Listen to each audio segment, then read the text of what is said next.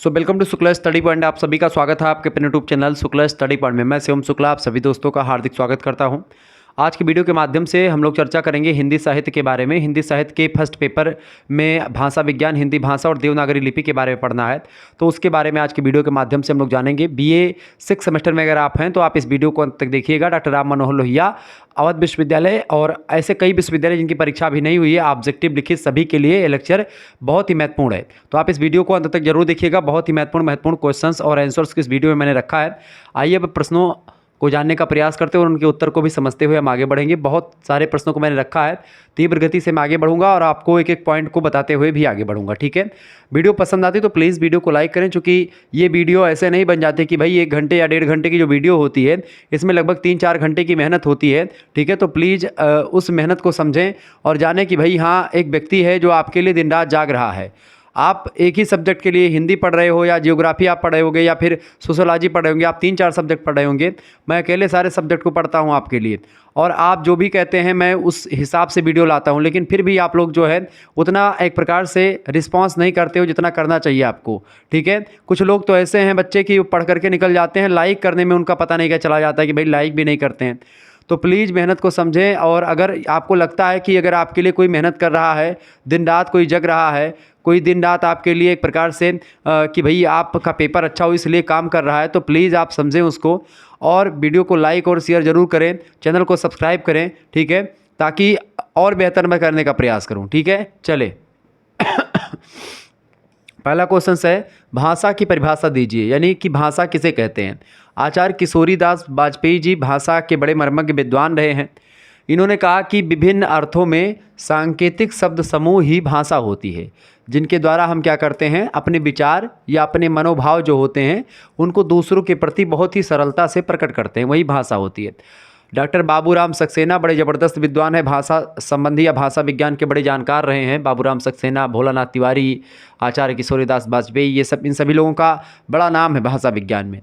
तो बाबूराम सक्सेना जी कहते हैं कि जिन ध्वनि चिन्हों के द्वारा, ध्वनि चिन्ह मतलब जैसे छोटा, बड़ा, बड़ी, छोटा ऊ, का, खा, गा, ABCD, ये सब ध्वनि चिन्ह होते हैं। ठीक है, तो जिन ध्वनि चिन्हों के द्वारा मनुष्य जो होता है परस्पर का मतलब होता है कि एक दूसरे के बीच में विचार माने होता है थॉट्स, विनिमय माने होता है आदान प्रदान करता है।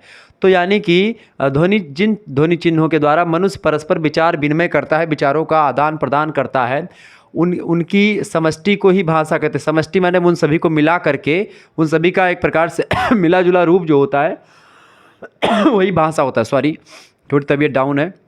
डॉक्टर भोलानाथ तिवारी की बात करें तो डॉक्टर भोलानाथ तिवारी बड़ी ज़बरदस्त परिभाषा देते हैं।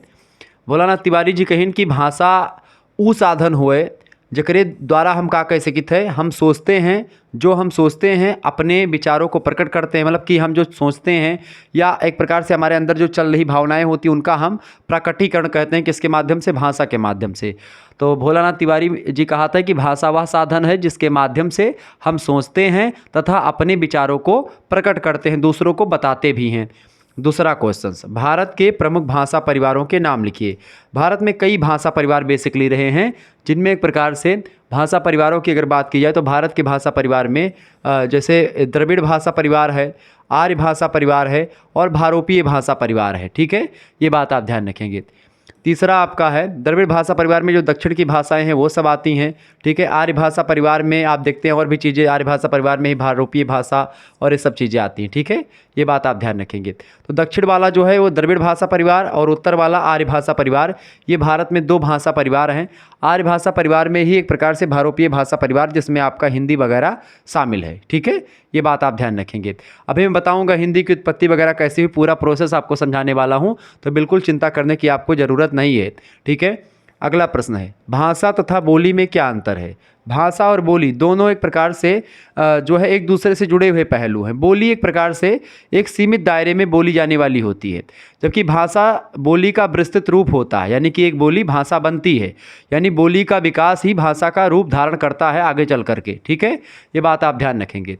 तो भाषा में व्याकरण पर विशेष बल दिया जाता है, जबकि बोली में व्याकरण का अभाव होता है, यानी कि बोली में कोई व्याकरण का ध्यान नहीं दिया जाता है। ये बात आप ध्यान रखें। यानी कि जब भी आप इसीलिए इंग्लिश बोलने में आपको बड़ी दिक्कत होती है, क्योंकि इंग्लिश जो बोली जाती है वो स्पीकिंग इंग्लिश अलग होती है, और जो व्याकरणिक इंग्लिश, जो ग्रामर से रिलेटेड इंग्लिश हम लोग पढ़ते हैं, तो हम लोग ग्रामर बैठाने में भिड़ जाते हैं, टेंस बैठाने लगते हैं कि सेंटेंस बना सही तरीके से नहीं बना, तो वो एक प्रकार से गड़बड़ा जाता है, तो सही से हम बोल नहीं पाते।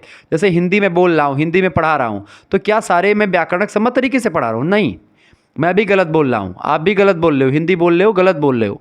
ठीक है, कब कहाँ पर किस तरीके के व्याकरण सम्मत प्रयोग किया जाता है, कामा हिंदी में यहाँ तक है कि भाई विराम कितने समय के लिए, कब कैसा विराम होना चाहिए, ठीक है, और किस शब्द का उच्चारण किस तरीके से आपको करना है, सारी व्यवस्थाएं दी गई। क्योंकि देवनागरी लिपि जो है अपनी, वो दुनिया की मात्र एक ऐसी लिपि है जो कि वैज्ञानिक है, जो कि साइंटिफिक लिपि है। ठीक है, अभी देवनागरी लिपि के बारे में भी हम जानेंगे। चले सॉरी, चौथा क्वेश्चन से भाषा की 4 विशेषताएं लिखें। देखिए, भाषा कई विशेषताओं को अपने आप में धारण किए हुए बेसिकली कुछ इंपॉर्टेंट विशेषताएं हैं, जैसे यादृच्छता होती है भाषा में, सृजनात्मकता होती, क्रिएटिविटी होती है, अनुकरण ग्राह्यता होती है, यानी कि ये दूसरों से सीखती है भाषा, और भाषा अपने आप में सब कुछ समाहित करने वाली होती है, और भाषा परिवर्तनशील होती है, ये समय के साथ और परिस्थिति के साथ भी बदलती रहती है भाषा। यानी भाषा एक प्रकार से ये चिरकाल के लिए अस्थायी नहीं होती कि भाई एक बार भाषा बन गई, भाषा के नियम बन गए तो बदलेंगे नहीं। जैसे जैसे मनुष्य बदलेगा, भाषा बदलती रहेगी। जैसे कि संस्कृत के तमाम प्रकार के शब्द हिंदी में जो प्रयोग में आए हैं, वो एक प्रकार से टूट फूट करके ही एक प्रकार से तद्भव बने हैं। जैसे कि आप देखते हैं, आप पहले कहते थे धर्म, धर्म से क्या बना, धम्म बना, धम्म धम्म धम्म, फिर आकर के यहाँ पर क्या बन गया, धर्म बन गया। ऐसे ही तमाम प्रकार की चीज़ें, जो संस्कृत का छा अक्षर होता है वो खा करके हिंदी में बन जाता है। तो ये पूरा प्रोसेस है। भाषा एक प्रकार से हर एक समय के हिसाब से बदलती रहती है। भाषा के जो उच्चारण की गतिविधि या उच्चारण का एक प्रकार से तौर तरीका होता है, यह भी बदलता रहता है। यानी कि ज़रूरी है, भाषा में परिवर्तनशीलता बहुत ज़रूरी है। ठीक है, ये बात आप ध्यान रखेंगे। 5वां क्वेश्चन से भाषा की प्रकृति कैसी है, यानी कि नेचर ऑफ लैंग्वेज, लैंग्वेज का नेचर कैसा होता है महोदय, बताएं। तो भाषा का स्वरूप कई प्रकार का होता है। देखिए, भाषा पैतृक संपत्ति नहीं है। पैतृक संपत्ति मतलब किसी के बाप दादा की संपत्ति नहीं। पैतृक संपत्ति का मतलब ये नहीं कि भाषा पहले से बनी हुई है। भाषा एक प्रकार से अर्जित की जाती है। भाषा कोई पैतृक संपत्ति नहीं होती। भाषा को आप सीखते हैं, भाषा को आप अपने द्वारा अर्जित करते हैं, यानी कि एक अर्जित परिस्थिति का भाग है। भाषा प्रदत्त परिस्थिति या पैतृक संपत्ति कोई नहीं होती है। दूसरी बात, भाषा अर्जित संपत्ति है। ठीक है, यानी आप इसका अर्जन करते हैं। तीसरी बात, भाषा अद्यांत सामाजिक वस्तु। अद्यांत सामाजिक वस्तु मतलब कि भाषा एक ऐसी वस्तु है जो कि एक प्रकार से हमेशा से भारतीय समाज में या किसी भी समाज में दुनिया के बिना भाषा के समाज की कल्पना दैट इज इम्पॉसिबल, संभव नहीं है। मतलब कि भाषा एक प्रकार से चिरकाल से लेकर के वर्तमान काल तक चली आई है, और हमेशा आगे भी भाषा का प्रादुर्भाव रहेगा। मतलब बिना भाषा के अगर आप रह रहे हैं तो आप समझिए आप जानवर हो, क्योंकि जानवर बोली निकालते हैं, भाषा नहीं प्रयोग करते। ये बात आप ध्यान रखेंगे। क्लियर? तो यानी कि भाषा जो है अद्यांत सामाजिक वस्तु है, हमेशा हर एक समाज की वस्तु रही है। इसके अलावा भाषा का अर्जन अनुकरण के द्वारा, अनुकरण का मतलब होता है नकल के द्वारा, देख करके, सुन करके, समझ करके उसका प्रयोग करते हैं। ठीक है, तो ये भाषा की प्रकृति ऐसी है। 6ठा क्वेश्चन से भोलानाथ तिवारी ने भाषा को किस प्रकार परिभाषित किया है। तो भाषा के बारे में भोलानाथ तिवारी कहते हैं कि भाषा वह वस्तु है या वह साधन है जिसके द्वारा या जिसके अध्याय से हम सोचते हैं और अपने विचारों को व्यक्त करते हैं। भोलानाथ तिवारी की परिभाषा शुरू में मैंने आपको बताई थी। 7वां क्वेश्चन से भाषा परिवर्तन की 4 दिशाएं लिखिए। तो भाषा परिवर्तन की 4 दिशाओं में बात की है तो पहली बात तो ध्वनि में परिवर्तन से क्या होता है। जब ध्वनि में परिवर्तन होता है तो भाषा में भी परिवर्तन होता है। शब्द में परिवर्तन होने से भी भाषा में परिवर्तन होता है। अगर पद में परिवर्तन हो जाएगा तो भी, और वाक्य में परिवर्तन होगा तो हो ही जाएगा। यानी भाषा परिवर्तन की 4 दिशाएं हैं, ध्वनि, शब्द, पद और वाक्य। इनमें परिवर्तन हुआ तो भाषा में परिवर्तन हो जाता है। 8वां क्वेश्चन आपकी स्क्रीन पर आ चुका, फटाफट से आप लोग देखने का प्रयास करेंगे। प्रश्न है कि भाषा परिवर्तन के लाभांतर कारण क्या है। तो भाषा परिवार के लाभांतर कारणों में कई कारण आते हैं, जैसे अपूर्ण अनुकरण, प्रयोग से घिसना, बल प्रयोग या बलाघात के द्वारा भी एक प्रकार से भाषा का एक प्रकार से परिवर्तन होता रहा है। ठीक है। 9वां प्रश्न है कि भाषा परिवर्तन के बाह्य कारण कौन से रहे, यानी भाषा में परिवर्तन जो आता है उसके बाह्य कारण कौन कौन से रहे, उसके बारे में थोड़ा सा बताएं। ठीक है, चले तो भाषा परिवर्तन के बाह्य कारणों की अगर बात की तो कई कारण हैं, जैसे कि कुछ भौगोलिक परिवेश की वजह से भाषा में एक प्रकार से परिवर्तन आता है। दूसरा, ऐतिहासिक प्रभाव पड़ता है भाषा पर, कुछ कल्चरल प्रभाव यानी सांस्कृतिक प्रभाव से भाषा बदलती है। इसके अलावा समाज व्यवस्था से भी भाषा पर प्रभाव पड़ता है और भाषा परिवर्तित होती रहती है। आगे देखेंगे, अगला क्वेश्चन आ चुका है, 10वां क्वेश्चन है, फटाफट से आप लोग देखने का प्रयास करेंगे। प्रश्न है, बोली किसे कहते हैं? तो बोली के लिए अंग्रेजी में डायलेक्ट शब्द का प्रयोग किया जाता है। कुछ भाषा विज्ञानियों ने बोली के लिए विभाषा, उपभाषा या प्रांतीय भाषा जैसे शब्दों का प्रयोग किया है। तो कुल मिलाकर के बोली, जैसे कि मान लेते हैं अवधी एक बोली है, अवधि एक बोली है, और ये बोली आगे चल करके क्या बन सकती है, अगर ये बड़े क्षेत्र पर बोली जाएगी तो यही भाषा बन जाएगी। जैसे कि खड़ी बोली पहले एक बोली थी मात्र, और धीरे धीरे जब उस बोली को व्याकरण के नियमों के द्वारा एक प्रकार समझाया गया, महावीर प्रसाद द्विवेदी ने उस बोली को एक प्रकार से व्याकरण सम्मत तरीके से प्रस्तुत किया, तो द्विवेदी में आकर के जो खड़ी बोली थी वो एक प्रकार से पूरी हिंदी का प्रतिनिधित्व करने लगी और वही बोली भाषा बन गई। आज एक प्रकार से हिंदी भाषा की जो मानक भाषा है वो खड़ी बोली ही है। क्लियर, ये बात आप ध्यान रखेंगे। आगे देखते हैं, अगला क्वेश्चन आपके स्क्रीन पर आ चुका, फटाफट से आप लोग देखने का प्रयास करेंगे। 11वां क्वेश्चन से महोदय, चले 11 नंबर प्रश्न आपके स्क्रीन पर आ चुका है। प्रश्न है, भैया भाषा विज्ञान की अध्ययन पद्धतियाँ कौन सी हैं? तो भाषा विज्ञान के अध्ययन की विभिन्न पद्धतियाँ प्रचलन में हैं। इसमें भाषा का अध्ययन कभी एक काल में होता है जिसे एक कालिक अध्ययन कहते हैं। तो भाषा विज्ञान के अध्ययन की अगर बात की जाए तो इसके विपरीत यदि मतलब कभी यह अध्ययन कई कालों में, कई समय में ऐतिहासिक रूप से होता है, जिसे कालक्रमिक अध्ययन कहा जाता है, ऐतिहासिक अध्ययन कहते हैं उसी को।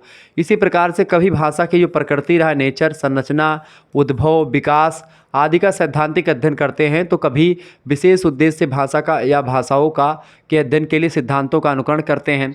इस दृष्टि से अध्ययन की कई पद्धतियां प्रचलन में हुई जिन्हें भाषा विज्ञान की शाखा के रूप में जाना जाता है।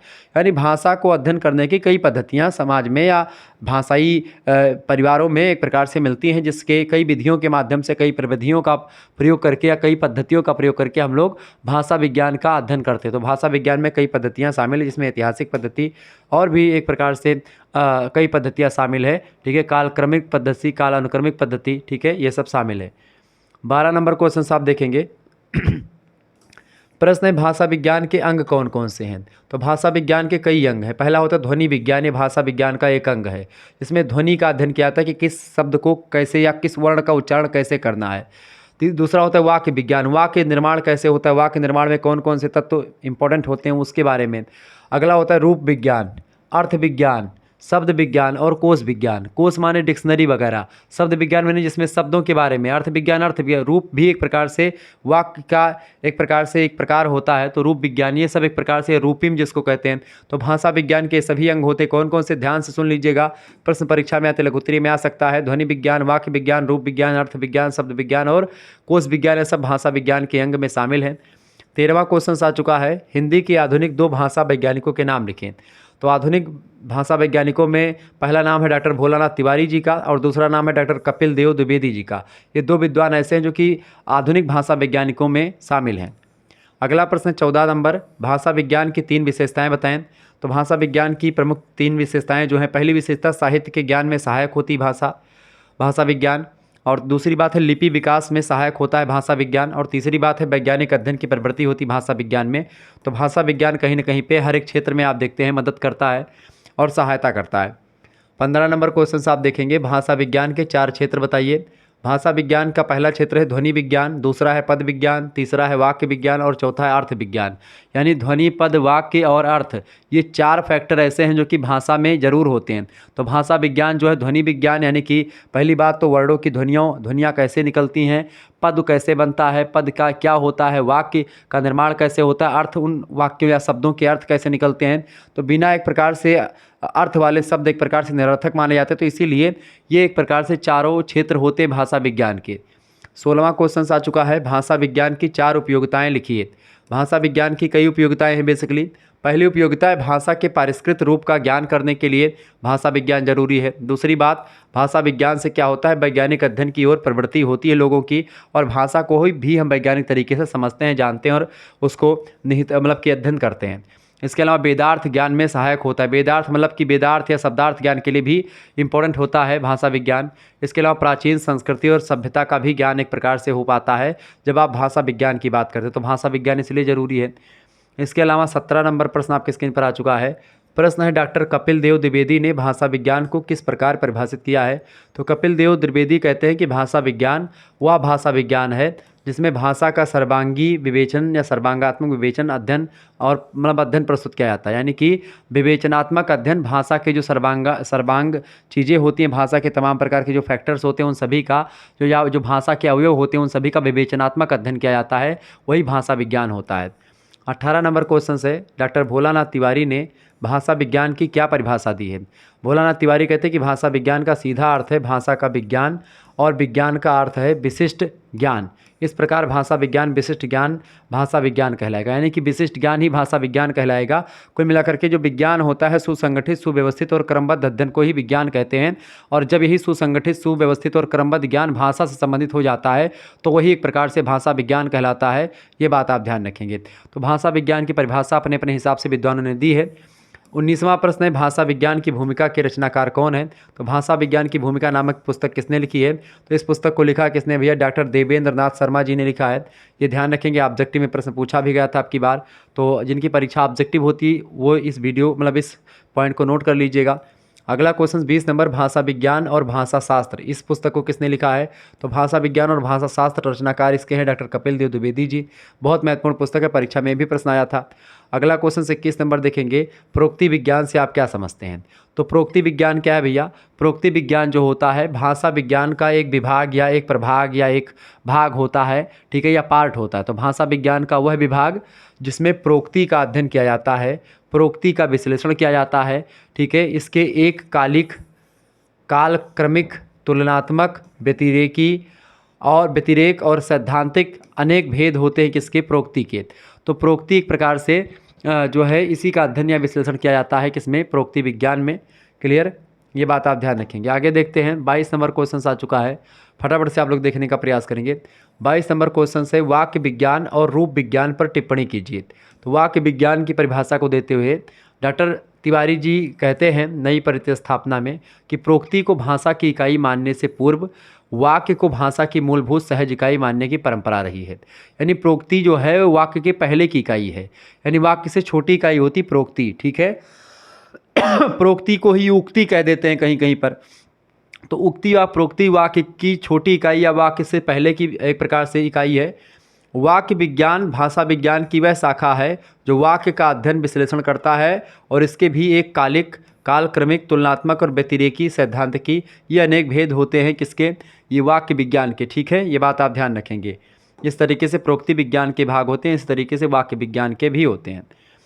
23 नंबर क्वेश्चन आपके स्क्रीन पर आ चुका है, रूप विज्ञान क्या है? तो रूप विज्ञान, जिस प्रकार प्रोक्ति के भीतर वाक्य मिलते हैं उसी प्रकार से वाक्य के भीतर रूप मिलते हैं। तो वाक्य के भीतर कई रूप हैं, ठीक है, और रूप के भीतर प्रोक्ति के भीतर क्या होते हैं? प्रोक्ति के भीतर वाक्य मिलते हैं, वाक्य के भीतर प्रोक्ति मतलब वाक्य के भीतर रूप मिलते हैं। तो रूप विज्ञान में रूप रचना का ही अध्ययन किया जाता है, यानी रूप कैसे बनते हैं, रूप रचना का अध्ययन किया जाता है। और कई सारे पाश्चात्य भाषा शास्त्री रहे हैं और उनके अनुकरण पर भारतीय भाषा शास्त्री रूप विज्ञान के अंतर्गत शब्द विज्ञान को भी ले लेते हैं, जो सही नहीं है। वस्तुतः शब्द रचना जो होती है भी शब्द विज्ञान के अंतर्गत ही है। रूप विज्ञान के भी एक कालिक, कालक्रमिक, तुलनात्मक, व्यतिरेकी और सैद्धांतिकी, ये सब भेद किए जा सकते हैं। तो रूप विज्ञान, प्रोक्ति विज्ञान, वाक्य विज्ञान, इन सभी के यही सब एक प्रकार से भेद है, एक कालिक, कालक्रमिक, तुलनात्मक, व्यतिरेकी और सैद्धांतिकी, ठीक है। ये सब भेद आप कर सकते हैं। क्लियर? आगे बढ़ते हैं। 24 नंबर क्वेश्चन आ चुका है, फटाफट से आप लोग देखने का प्रयास करेंगे। 24 नंबर क्वेश्चन है कि शब्द विज्ञान से आप क्या समझते हैं? शब्द विज्ञान, डॉक्टर भोलानाथ तिवारी को शब्द विज्ञान को रूप विज्ञान से पृथक अस्तित्व देने का श्रेय प्राप्त है। राम ने रावण को बाण से मारा। अब राम ने रावण को बाण से मारा, ये शब्द विज्ञान की मैं बात कर रहा हूँ। तो यहाँ पर क्या है? राम ने राम को मारा। इस वाक्य में राम ने रावण को बाण से मारा, यानी यहाँ पर 4 रूप हैं इस वाक्य में। कौन कौन से? राम ने रावण को बाण से और फिर मारा, ठीक है। 4 रूप यहाँ पर दिखाई पड़ रहे हैं, परंतु राम, रावण और बाण और मारना, मारना एक धातु है। ये 4 शब्द यहाँ पर आपको दिखाई पड़ रहे हैं, ठीक है। शब्द का अर्थ तो होता ही है, परंतु रूप का अर्थ भी होता है। एक अगर शब्द का अर्थ देखेंगे, 4 शब्द यहाँ पर कौन से? राम, रावण, बाण और मारना। मारना का भी एक अलग अर्थ है, बाण का भी अलग अर्थ है, रावण का भी अलग अर्थ है और राम का भी अलग अर्थ है। लेकिन यहाँ पर अगर आप देखें राम ने, तो ये एक रूप हो गया। रामण यानी जब उसके साथ एक प्रकार से कारक भी जुड़े होते हैं, जैसे कारक भी जुड़ा है, राम कर्ता के साथ कारक जुड़ा है, राम ने कर्ता ने अरु कर्म को भक्त करण से जान संप्रदान का के लिए अपादान से मान, अपादान से मान यानी संप्रदान का के लिए अगर ये सब आता है यानी ने में से को, ये सब कारक होते, कारक चिन्ह होते, कारक विभक्ति, ये सब आपने पढ़ा होगा। तो इस वाक्य में राम ने रावण को बाण से मारा, अब यहाँ पर बाण से का भी अलग अर्थ निकलता है, रावण को, राम ने, इन सभी का अलग अलग अर्थ है। और अगर शब्दों के अर्थ देखें तो शब्दों के भी अर्थ निकल रहे हैं, ठीक है। तो शब्द का अर्थ तो होता ही है परंतु रूप का भी अर्थ होता है और उसमें वाक्य के अन्य शब्दों के साथ संबंध दिखाने की क्षमता भी होती है। शब्द विज्ञान के भी एक कालिक, कालक्रमिक, तुलनात्मक, व्यतिरेकी और सिद्धांतिकी, ये सब अनेक भेद होते हैं शब्द विज्ञान के भी, ये बात आप ध्यान रखेंगे। क्लियर। आगे बढ़ते हैं और देखते हैं शब्द से नीचे क्या होता है, ध्वनि विज्ञान। अब ध्वनि विज्ञान क्या है महोदय?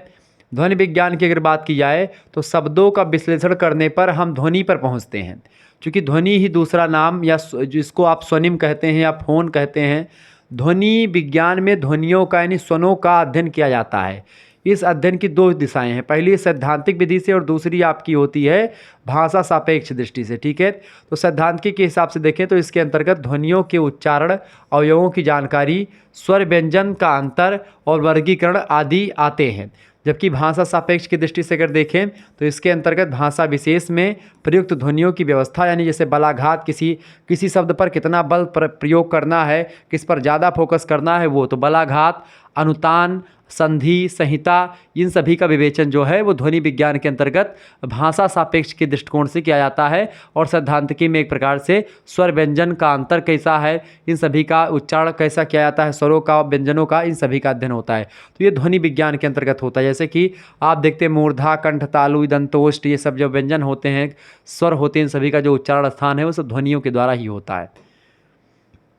अगला होता है आपका अर्थ विज्ञान, जिसमें अर्थ पर फोकस करके सारी चीज़ें होती है। अर्थ विज्ञान इसके अंतर्गत भाषा के अर्थ पक्ष का, अर्थात अर्थ क्या है, अर्थ का निर्धारण कैसे होता है, अर्थ कितने प्रकार का होता है, अर्थ में परिवर्तन के कौन कौन से कारण होते हैं, कौन कौन सी दिशाएं होती हैं, इन सभी का अध्ययन किया जाता है। अर्थ विज्ञान के 4 भेद होते हैं। पहला होता है एक कालिक अर्थ, दूसरा होता है कालक्रमिक अर्थ, तीसरा होता है तुलनात्मक और चौथा होता है व्यतिरेकी। तो ये 4 एक प्रकार से भेद अर्थ विज्ञान के भी होते हैं।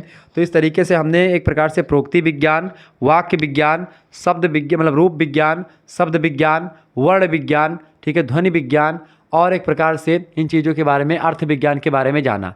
अब रूप विज्ञान क्या है इसको भी देख लेते हैं भैया। रूप विज्ञान क्या है, देखिए रूप विज्ञान, तो रूप विज्ञान या पद विज्ञान दोनों एक ही है। इसमें रूप या पद विभिन्न दृष्टियों से अध्ययन किया जाता है इसमें, ठीक है। तो ये रूप विज्ञान होता है। तुलनात्मक रूप विज्ञान क्या है? तुलनात्मक रूप विज्ञान में 2 या 2 से अधिक भाषाओं के रूपों का तुलनात्मक अध्ययन किया जाता है। 29 नंबर प्रश्न, पद क्या है? तो शब्द को वाक्य में प्रयुक्त होने के योग्य बना लेने पर उसे पद की संज्ञा दी जाती है, पद कहा जाता है। यानी कि शब्द को वाक्य में प्रयुक्त होने के योग्य जब बना लेते हैं तो उसी को पद कहा जाता है, ठीक है। पदों के योग से एक प्रकार से वाक्य का निर्माण होता है, ये बात आप ध्यान रखेंगे, ठीक है। क्लियर। 30 नंबर क्वेश्चन आपकी स्क्रीन पर आ चुका है। 30वां प्रश्न आप देखेंगे फटाफट से। देखिए प्रश्न है कि संबंध तत्व क्या है? तो वाक्य में 2 तत्व खास करके संबंध और अर्थ होते हैं। दोनों में प्रधान अर्थ जो है, तत्व जो है, अर्थ जो है प्रधान होता है। दूसरे को संबंध तत्व कहते हैं। संबंध तत्व का अर्थ है विभिन्न अर्थ तत्वों आपस में संबंध दिखलाना, यानी कि जो अर्थ तत्व है उनका संबंध दिखाना। कुल मिलाकर के संबंध के 2 तत्व हैं, संबंध और अर्थ, ठीक है। 31 नंबर प्रश्न, संबंध तत्व के 4 प्रकार बताएं। संबंध तत्व जो है उसके 4 प्रकार बताएं। संबंध तत्व के 4 प्रकार होते हैं। पहला होता है शब्द स्थान, कैसा, कहाँ पर क्या कौन सा शब्द प्रयोग होगा। स्वतंत्र शब्द, ध्वनि प्रतिस्थापन और ध्वनि नियोजन, ये एक प्रकार से संबंध तत्व के 4 प्रकार हैं। 32 नंबर क्वेश्चन से शब्द तथा रूप में अंतर बताएं। तो शब्द और पद में या रूप, पद और रूप का मतलब एक ही होता है। शब्द और पद में काफ़ी अंतर है। सार्थक ध्वनि समूहों को क्या कहते हैं? शब्द कहते हैं। यानी ऐसे ध्वनि समूह जिसका अर्थ निकलता हो, ऐसे ध्वनि समूह जिनका अर्थ निकलता हो वो एक प्रकार से क्या कहलाते हैं? तो ऐसे शब्द भैया जिनका अर्थ निकलता हो वो एक प्रकार से शब्द कहलाते हैं। तथा शब्द का वाक्य में प्रयोग पद, यानी शब्द का प्रयोग जो है एक पद के रूप में वाक्य में जब करते हैं, यानी कि ऐसा शब्द जो एक प्रकार से जिसको एक प्रकार से वाक्य के लिए या वाक्य में प्रयोग करने के लिए उन शब्दों का निर्माण, यानी शब्द जो पद मतलब शब्द से थोड़ा ऊपर होते हैं और वाक्य में प्रयुक्त होते हैं, वो होते हैं आपके रूप, ठीक है, या पद। क्लियर। 33 नंबर क्वेश्चन से रूप परिवर्तन के 4 कारण बताएं। रूप परिवर्तन के कई कारण हैं। पहला क्या होता है, सरलता की मनोवृत्ति के कारण से रूप में परिवर्तन होता है। दूसरा, नवीनता के लिए रूप में परिवर्तन किया जाता है। तीसरा, स्पष्टता के लिए, और चौथा, सादृश्यता के लिए। ये 4 कारण है जिससे रूप में परिवर्तन होता है। क्लियर, या पद में परिवर्तन होता है। 34 नंबर क्वेश्चन से रूपिम के 4 भेद बताएं। रूपिम क्या होता है? रूपिम के 4 भेद कौन कौन से हैं? पहला भेद है मुक्त, मतलब पहला प्रकार है मुक्त रूपिम, दूसरा है बद्ध रूपिम, तीसरा है मुक्त बद्ध रूपिम, और अगला है आपका संयुक्त रूपिम। रूपिम कर लें इसको। तो ये सब रूपिम के एक प्रकार से 4 प्रकार हैं, 4 भेद हैं। 35 नंबर क्वेश्चन से भैया हिंदी में संबंध तत्व के प्रकार लिखिए। तो संबंध तत्व के कई प्रकार हैं। शून्य तत्व, स्वतंत्र तत्व, पदक्रम तत्व और स्वराघात, ये सब हिंदी में संबंध तत्व के प्रकार हैं। ठीक है, ध्यान रखेंगे। आगे देखते हैं। 36 नंबर क्वेश्चन आ चुका है। तो ये एक प्रकार से रिवीजन क्लास हो रही है। ज़्यादा इसको बस एक बार या 2 बार वीडियो को फिर से देख लेंगे तो थोड़ा सा दिमाग में रहेगा, तो आप परीक्षा में अच्छा कर पाएंगे। बाकी दीर्घ उत्तरीय को लेकर के मैं और भी एक आध वीडियो बना दूंगा आपकी परीक्षा तक, तो परेशान ना हो। बाकी इससे पहले भी मैंने कई वीडियोज़ दी हैं ऑलरेडी, तो प्लेलिस्ट में वीडियोज़ पड़ी हुई हैं, तो आप देख लें। जिनकी परीक्षा ऑब्जेक्टिव होती तो उनके लिए भी कई वीडियो मैंने दिया हुआ है। ऑब्जेक्टिव वाले प्लेलिस्ट में जाकर के देख लें। ठीक है, ये बात आप ध्यान रखेंगे। चलें 36 नंबर क्वेश्चन है, रसेक ने अर्थ को किस प्रकार परिभाषित किया है? तो संबंध विशेष ही अर्थ है, क्योंकि किसी शब्द में केवल अर्थ ही नहीं होगा बल्कि यह अपने अर्थ में संपृक्त होता है। यह संबंध विशेष ही अर्थ निर्मित करता है। तो रसेक ने अर्थ को इस तरीके से परिभाषित किया। 37 नंबर क्वेश्चन से डाक्टर मूर ने अर्थ की क्या परिभाषा दी है? तो मनोवैज्ञानिक दृष्टि से अर्थ वस्तुतः संदर्भ का या मतलब कि प्रकरण होता है, मतलब प्रकरण होता है। ये संदर्भ या जो है प्रकरण होता है, वस्तुतः अर्थ। ठीक है। 38 नंबर क्वेश्चन से अर्थ परिवर्तन की दिशाएं लिखिए। अर्थ परिवर्तन की कई दिशाएं हैं। अर्थ विस्तार करने के लिए कभी कभी अर्थ परिवर्तन होता है। ठीक है। अर्थ संकोच करने के लिए भी अर्थ में परिवर्तन होता है। अर्थादेश भी होता है। तो ये सब अर्थ परिवर्तन के दिशाएं हैं। 39 नंबर क्वेश्चन आपकी स्क्रीन पर आ चुका, फटाफट से आप देखेंगे। अर्थ परिवर्तन के 4 कारण बताएं। अर्थ परिवर्तन के कोई 4 कारण लिखिए भैया। तो अर्थ परिवर्तन के कई कारण हैं। पहला है बल का अपसरण करना, दूसरा है वातावरण में परिवर्तन, तीसरा है नम्रता प्रदर्शन करना, चौथा है निर्माण क्रिया के आधार पर वस्तु का नाम। ठीक है, तो ये सब एक प्रकार से अर्थ परिवर्तन के 4 कारणों में शामिल है। 40 नंबर क्वेश्चन आ चुका है, अर्थ संकोच किसे कहते हैं? तो जब किसी भाषिक इकाई अर्थ पहले की तुलना में संकुचित हो जाता है तो उसे अर्थ संकोच कहते हैं। यानी कि अर्थ जो है पहले बड़ा था, अब वो तुलना में पहले की छोटा हो गया, तो अर्थ संकोच उसी को कहते हैं। अर्थ विस्तार किसे कहते हैं? इसके विपरीत होता है अर्थ विस्तार। अर्थ संकोच का उल्टा होता है, जब किसी भाषिक इकाई का अर्थ पहले की तुलना में विस्तृत यानी बड़ा हो जाता है तो उसको अर्थ क्या कहते हैं? उसको अर्थ विस्तार कहते हैं। ठीक है, यहाँ पर विस्तार कर ले, अर्थ विस्तार कहते हैं। ठीक है, आगे देखते हैं। अगला क्वेश्चन आ चुका 42 नंबर प्रश्न है, फटाफट से आप लोग देखने का प्रयास करेंगे। 42 नंबर क्वेश्चन आ चुका है, अर्थादेश क्या है? तो जब किसी शब्द का अर्थ कुछ से कुछ हो जाए तो उसको अर्थादेश कहते हैं। जैसे कि आकाशवाणी का अर्थ दे करके उसे ऑल इंडिया रेडियो हो गया है, तो ऑल इंडिया रेडियो बन गया किससे? आकाशवाणी से ऑल इंडिया रेडियो बन गया। तो एक प्रकार से अर्थ दे करके इसका अर्थ एक प्रकार से ऑल इंडिया रेडियो हो गया। आकाशवाणी से क्या हो गया? ऑल इंडिया रेडियो हो गया। अब आकाशवाणी और ऑल इंडिया रेडियो में कोई संबंध आपको दिख नहीं रहा, तो ये इसी को अर्थादेश कहते हैं। यानी कि जब किसी शब्द का अर्थ कुछ से कुछ और हो जाए तो उसको एक प्रकार से अर्थादेश कहते हैं। अगला प्रश्न आ चुका है 43 नंबर प्रश्न, आप देखेंगे बहुत ही ज़बरदस्त क्वेश्चन आ चुका है, पाली भाषा के बारे में बताएं। चलें, पाली भाषा क्या है? तो पाली भाषा का जन्म गौतम बुद्ध के समय में हुआ। बुद्ध ने ना तो बौद्धिक मतलब वैदिक भाषा के जो है प्राच्य और उदीच आदि रूपों को अपनाया और ना ही लौकिक संस्कृत के माध्यम से अपनी वाणी प्रस्तुत करना चाहा। उन्होंने उचित मतलब कि ये संस्कृत का प्रयोग नहीं किया। उन्होंने अपने उपदेशों के लिए तत्कालिक जन भाषाओं में से एक को चुना, जिसे पाली नाम दिया गया। तो पाली बेसिकली महात्मा बुद्ध की भाषा है। मैं आपको भाषा का एक क्रम अगर समझाना चाहूँ तो मैं आपको बताऊँ, जैसे कि भाषा का एक क्रम जैसे मैं आपको बता दूँ। सबसे पहली जो भाषा रही है वो एक प्रकार से देखें, सबसे प्राचीन भाषा जो रही वो कौन सी है अपनी? संस्कृत भाषा, ठीक है। संस्कृत सबसे प्राचीन है। संस्कृत के बाद में कौन सी आती है? देखिए संस्कृत में भी दो पार्ट है आपके, एक है आपका वैदिक संस्कृत, ठीक है, वैदिक संस्कृत, वैदिक, और दूसरा है लौकिक, ठीक है। इसके बाद में क्या होता है? इसके बाद में भाषा आती कौन सी? पाली, ठीक है। संस्कृत के बाद में कौन सी आती? पाली, यानी संस्कृत का बिगड़ा रूप। यह संस्कृत उच्च वर्ग की भाषा, और पाली जो थी वो धीरे धीरे गांव वगैरह में पनप रही थी, ये भाषा पाली। फिर पाली के बाद में क्या आई? प्राकृत भाषा आई, ठीक है, प्राकृत। तो प्राकृत भाषा के बाद में कौन सी आई? प्राकृत के बाद में आई अपभ्रंश, ठीक है, अपभ्रंश भाषा। अपभ्रंश मतलब क्या होता है? अपभ्रंश शब्द का मतलब ही होता है बेकार, बिगड़ा हुआ, ठीक है। तो प्राकृत और पाली इन सभी का बिगड़ा रूप अपभ्रंश। देखें संस्कृत से बनी, मतलब संस्कृत का बिगड़ा हुआ रूप पाली, पाली का बिगड़ा प्राकृत, प्राकृत का बिगड़ा अपभ्रंश, और अपभ्रंश का बिगड़ा जो है वो क्या था? अवहट्ट, अवहट्ट, अवहट्ट, ठीक है, ये गंवई भाषा थी।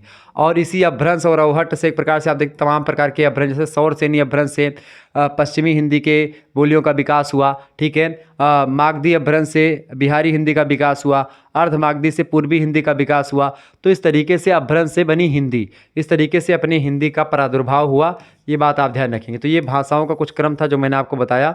अब चीज़ों को और थोड़ा सा समझने का प्रयास करते हैं। तो पाली ये भाषा थी, ठीक है। आगे देखते हैं, 44 नंबर क्वेश्चन आ चुका है। प्रश्न है कि आधुनिक भारतीय आर्य भाषाओं का वर्गीकरण किसने किया? तो हार्नले महोदय ने किया, बेबर ने किया, जॉर्ज ग्रियर्सन ने किया, डॉक्टर सुनीति कुमार चटर्जी और डॉक्टर धीरेन्द्र वर्मा, इन सभी लोगों ने आधुनिक भारतीय आर्य भाषाओं का वर्गीकरण किया है। 45 नंबर क्वेश्चन से प्राकृत भाषा क्या थी? तो मध्यकालीन आर्य भाषा को प्राकृत भाषा कहा जाता है। प्राकृत शब्द की व्युत्पत्ति दो प्रकार से किए जाने से दो प्रकार के तत्व या मत प्रचलित हो गए हैं। एक मत यह है कि प्राकृत मूल अथवा जन्म भाषा है और उसका परिष्कृत साहित्यिक रूप वैदिक लौकिक और मतलब वैदिक या लौकिक संस्कृत भाषा है। दूसरा मत इसके सर्वदा विपरीत है। इस मत के अनुसार संस्कृत प्राकृत है और उससे उत्पन्न भाषा प्राकृत होती है, ठीक है। संस्कृत से उत्पन्न भाषा डायरेक्ट प्रकृति है, मतलब प्रकृत भाषा है, इस तरीके से लोग मानते हैं। हालांकि संस्कृत पाली और प्राकृत जैसे, मतलब संस्कृत से ही पाली और प्राकृत भाषाओं का उदय मान सकते हैं आप, चूँकि संस्कृत के बारे में कहा जाता है भाषासु मुख्या मधुरा दिव्या गीर्वाण भारती तस्या ही मधुरम काव्यम तस्मादेपि शुभाषितम। भाषाओं में मुख्य मधुर और देववाणी कही जाने वाली संस्कृत भाषा में मधुर वाक्य हैं, मधुर पद हैं, छंद उसमें ठीक ठाक हैं, पढ़ने में कंफर्टेबल होता है, अच्छा लगता है। तो संस्कृत भाषा जो होती बड़ी ज़बरदस्त भाषा है, उसी से इन सभी भाषाओं का विकास हुआ है। 46 नंबर क्वेश्चन आ चुका है। प्रश्न है अर्ध मागधी और हिंदी का वर्तमान स्वरूप। यह मागधी और सौरसेनी के मध्यवर्ती क्षेत्र प्राचीन कौशल के आसपास की भाषा है। अर्धमागधी बेसिकली जो पूर्वी हिंदी की बोली है, खास करके अवधी, बघेली और छत्तीसगढ़ी जो बोलियां हैं वो अर्धमागधी अपभ्रंश से निकली हैं, यानी कि जैसे गोंडा, बहराइच, बलरामपुर, ठीक है, जो है फैज़ाबाद, बस्ती, इन सभी के एरिया में जो बोली जाती है अवधी, बघेली, छत्तीसगढ़ी, खास करके जो पूर्वी हिंदी में तीन बोलियाँ, पूर्वी हिंदी में अवधी, बघेली और छत्तीसगढ़ी। तो अवधी, बघेली और छत्तीसगढ़ी तीनों बोलियाँ कैसे निकली? अर्धमागधी से निकली हैं। मागधी से बिहारी हिंदी की बोलियों का विकास हुआ, जिसमें भोजपुरी, मैथिली, मगही, इन सभी का, ठीक है, ध्यान रखेंगे। तो मागधी की प्रवृत्तियों को पर्याप्त मात्रा में लिए रहने के कारण ही इसका नाम अर्धमागधी है। जैन विद्वान तो इसे आर्य यानी ऋषि प्रोक्त कहते हैं, आदि भाषा का नाम देते हैं। जैन साहित्य पद्य में इसका प्रयोग हुआ है। तो ये है अर्धमागधी, जिससे पूर्वी हिंदी की बोलियों का विकास हुआ है। 47 नंबर यानी अवधि भी उसमें शामिल है। 47 नंबर प्रश्न है हिंदी भाषा का आविर्भाव मतलब अभिप्राय बताएं।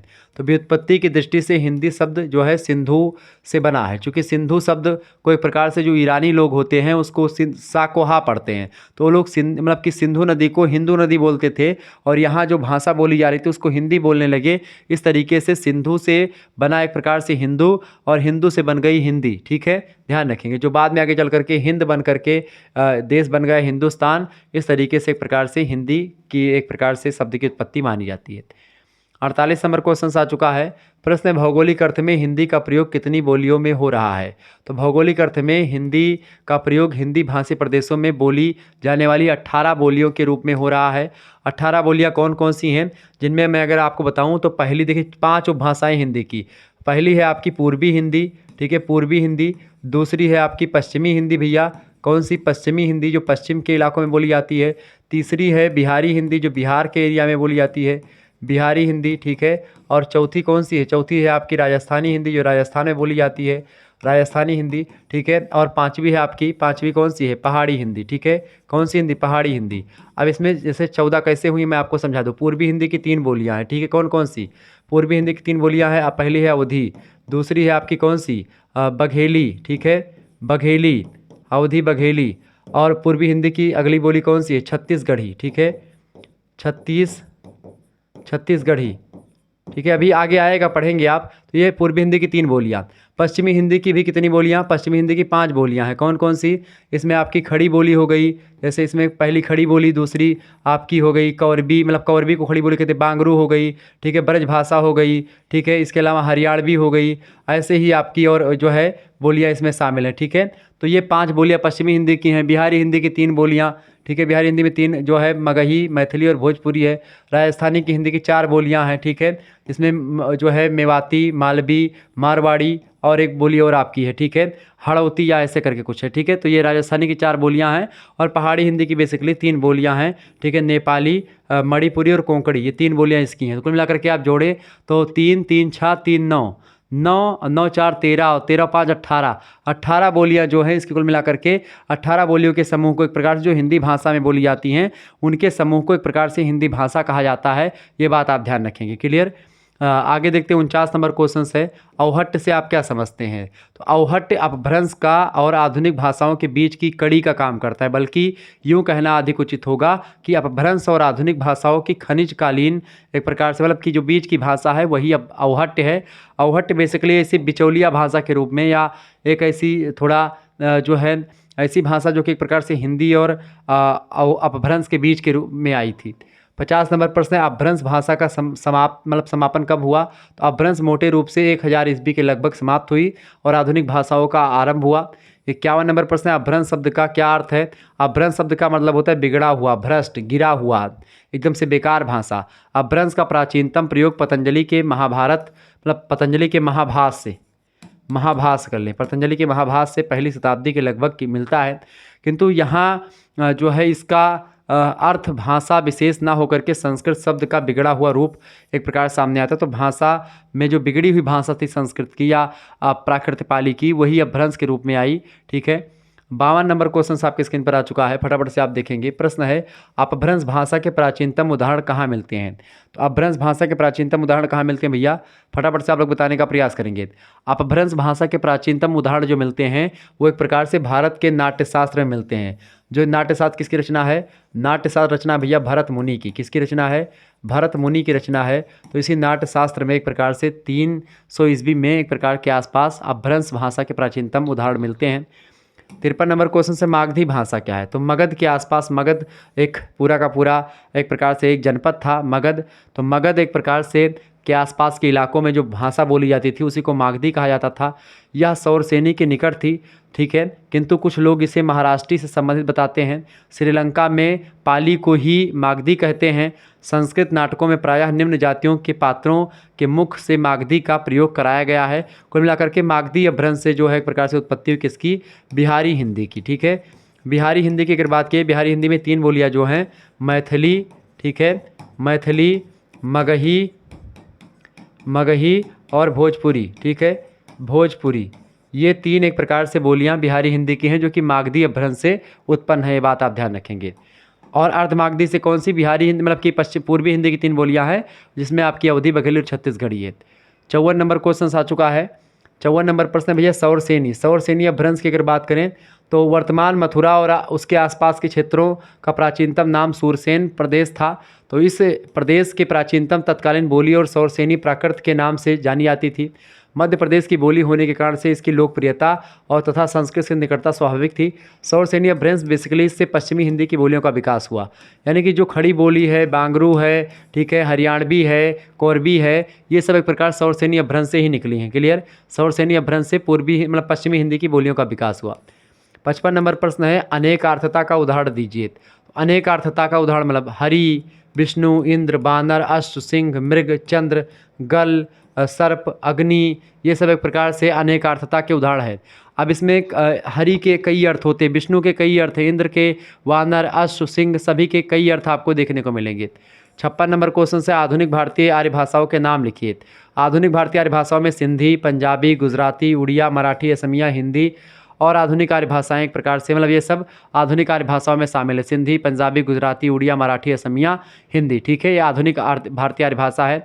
और जो प्राचीन भारतीय आर्य भाषा उसमें आपकी लौकिक संस्कृत और एक प्रकार से मतलब लौकिक और वैदिक संस्कृत आती है। जो मध्यकालीन आर्य भाषा है उसमें आपकी कौन सी आती है? प्राकृत, पाली, अपभ्रंश, ये सब, ठीक है।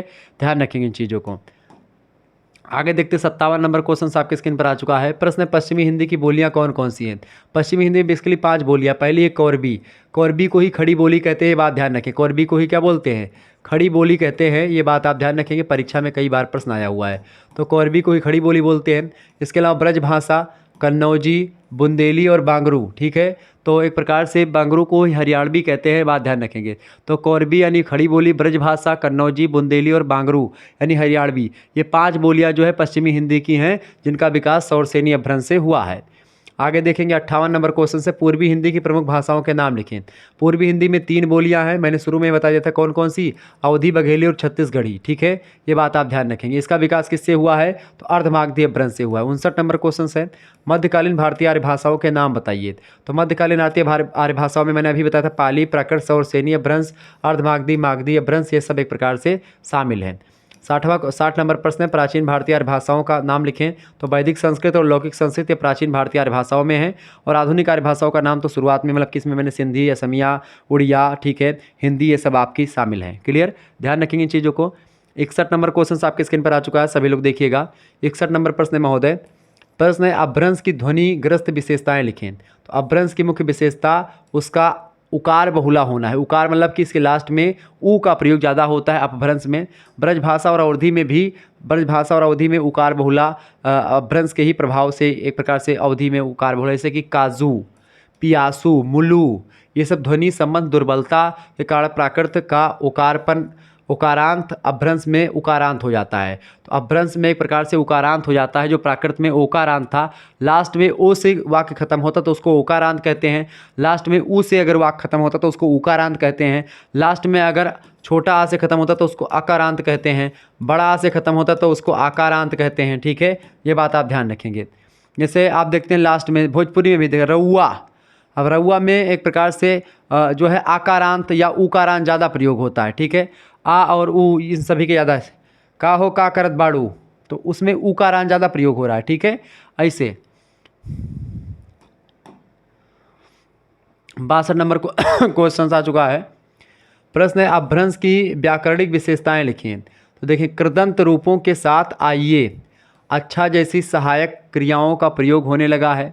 पूर्वकालिक जैसे ई, छोटी ई हिंदी में अपभ्रंश से ही आया हुआ है, जैसे कि करी, होई, ये सब एक प्रकार शब्द जो है अपभ्रंश से ही आया है हिंदी में। देशज प्रत्यय, देशज प्रत्यय क्या है? तो जिन प्रत्ययों के तत्सम रूपों का तनिक भी पता नहीं चलता है, किंतु जो अत्यंत प्राचीन काल से हिंदी में प्रयुक्त होते आ रहे हैं, वे देशज प्रत्यय कहलाते हैं। कुछ देशज प्रत्यय एक प्रकार से निम्न है, जैसे अक्खड़। अक्खड़ एक प्रकार से ऐसा प्रत्यय है जिसमें आप जैसे घूमने में अक्खड़ प्रत्यय लगा दो तो क्या बन गया? घुमक्कड़। ऐसे ही भूल में लगा देंगे भुलक्कड़, ठीक है। अब ये एक प्रकार से प्रत्यय माने होता है जो कि वाक्य के पीछे लग करके वाक्य को, अर्थ को बदल देता है। प्रत्यय और उपसर्ग दो चीज़ें होती हैं। उपसर्ग में जैसे अन उपसर्ग हो गया, आ उपसर्ग हो गया, ठीक है। ये अन उपसर्ग हो गया, आ उपसर्ग हो गया, बी उपसर्ग हो गया, तो ये सब उपसर्ग होते हैं जो पहले लगते हैं वाक्य के। उपसर्ग वाक्य के पहले लगते हैं, और जो एक प्रकार से आपके वो होते हैं, क्या बोलते हैं, उपसर्ग हो गया, और एक दूसरा क्या है आपका? दूसरा है प्रत्यय। तो जो प्रत्यय होता है वाक्य के पीछे लग करके वाक्य को, अर्थ को बदलता है। जैसे कि आप कहते हैं, ठीक है, स्वीकार, स्वीकार, और दूसरा क्या कहते हैं? अस्वीकार। तो स्वीकार क्या हो गया? एक शब्द हो गया, यानी कि स्वीकार कर लिया, एक्सेप्ट कर लिया। अब इसके आगे क्या लग गया? अस्वीकार, यानी कि हम स्वीकार नहीं करते हैं। आ एक क्या है? उपसर्ग है। प्रत्यय क्या है? जैसे कि भूल। अब भूल में क्या लग गया भैया? अक्खड़ शब्द जोड़ दिया गया, अक्खड़ पीछे जुड़ता है तो भुलक्कड़ हो गया। घूम में अक्खड़ जुड़ गया, क्या हो गया? भुलक्कड़ हो गया। ऐसे आँख, आँख क्या है आपका? ये भी एक प्रकार से तत्सम, मतलब कि ये एक प्रकार से देशज है, देशज प्रत्यय है, जो कि वाक्य के पीछे जोड़ करके हिंदी में बहुत प्रयोग होता है। जैसे कि तैरने में, मतलब कि तैर वाले में तैराक जुड़ गया, चाल में चालाक आग जुड़ गया। ऐसे आका, धमाका, लड़ाका, ठीक है, आटा, सलाटा, खर्राटा, इयल, मरियल, अड़ियल, ये सब शब्द जो है गाँव वगैरह में प्रयुक्त, बड़े मरियल आदमी हो यार, एकदम से बेकार आदमी हो, कुछ करे लायक नहीं हो, बड़े मरियल हो, बड़े घुमक्कड़ हो। तो ये सब जो अक्कड़ उक्कड़ शब्द हैं ये संस्कृत से नहीं आए हैं, ये सब अपने आप प्रयोग, मतलब इनका उत्पत्ति पता ही नहीं चला कहाँ से है।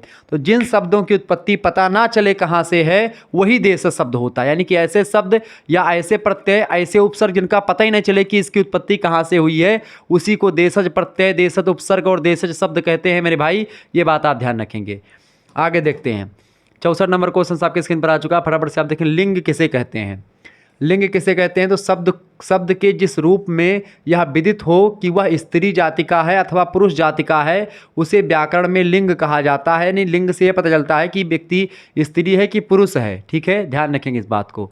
65 नंबर क्वेश्चन है हिंदी की भूतकालीन क्रिया, यानी शब्द की मैं बात कर रहा हूँ यहाँ पर। ठीक है, तो शब्द के जिस रूप में यह पता चलता है कि स्त्री के बारे में बात हो रही कि पुरुष के बारे में, वही लिंग होता है व्याकरण सम्मत तरीके से। हिंदी की भूतकालीन क्रिया क्या है? तो हिंदी में जिन धातुओं के अंत में पुल्लिंग के लिए छोटा आ और स्त्रीलिंग के लिए छोटी ई का प्रयोग होता है उसको मतलब कि होने पर कृदंत बनते हैं, उन्हें भूतकालिक क्रिया कहते हैं। जैसे कि पुल्लिंग रूप आपका जैसे चला, मरा, लिखा, पढ़ा, और स्त्रीलिंग में क्या होगा? चली, मरी, लिखी, पढ़ी, स्त्री के लिए प्रयोग होता है। तो ये एक प्रकार से क्या होता है? भूतकालिक क्रिया में शामिल होता है। ठीक है, 66 नंबर क्वेश्चन आपके स्क्रीन पर आ चुका, फटाफट से आप देखेंगे। विशेषण के भेद क्या होते हैं?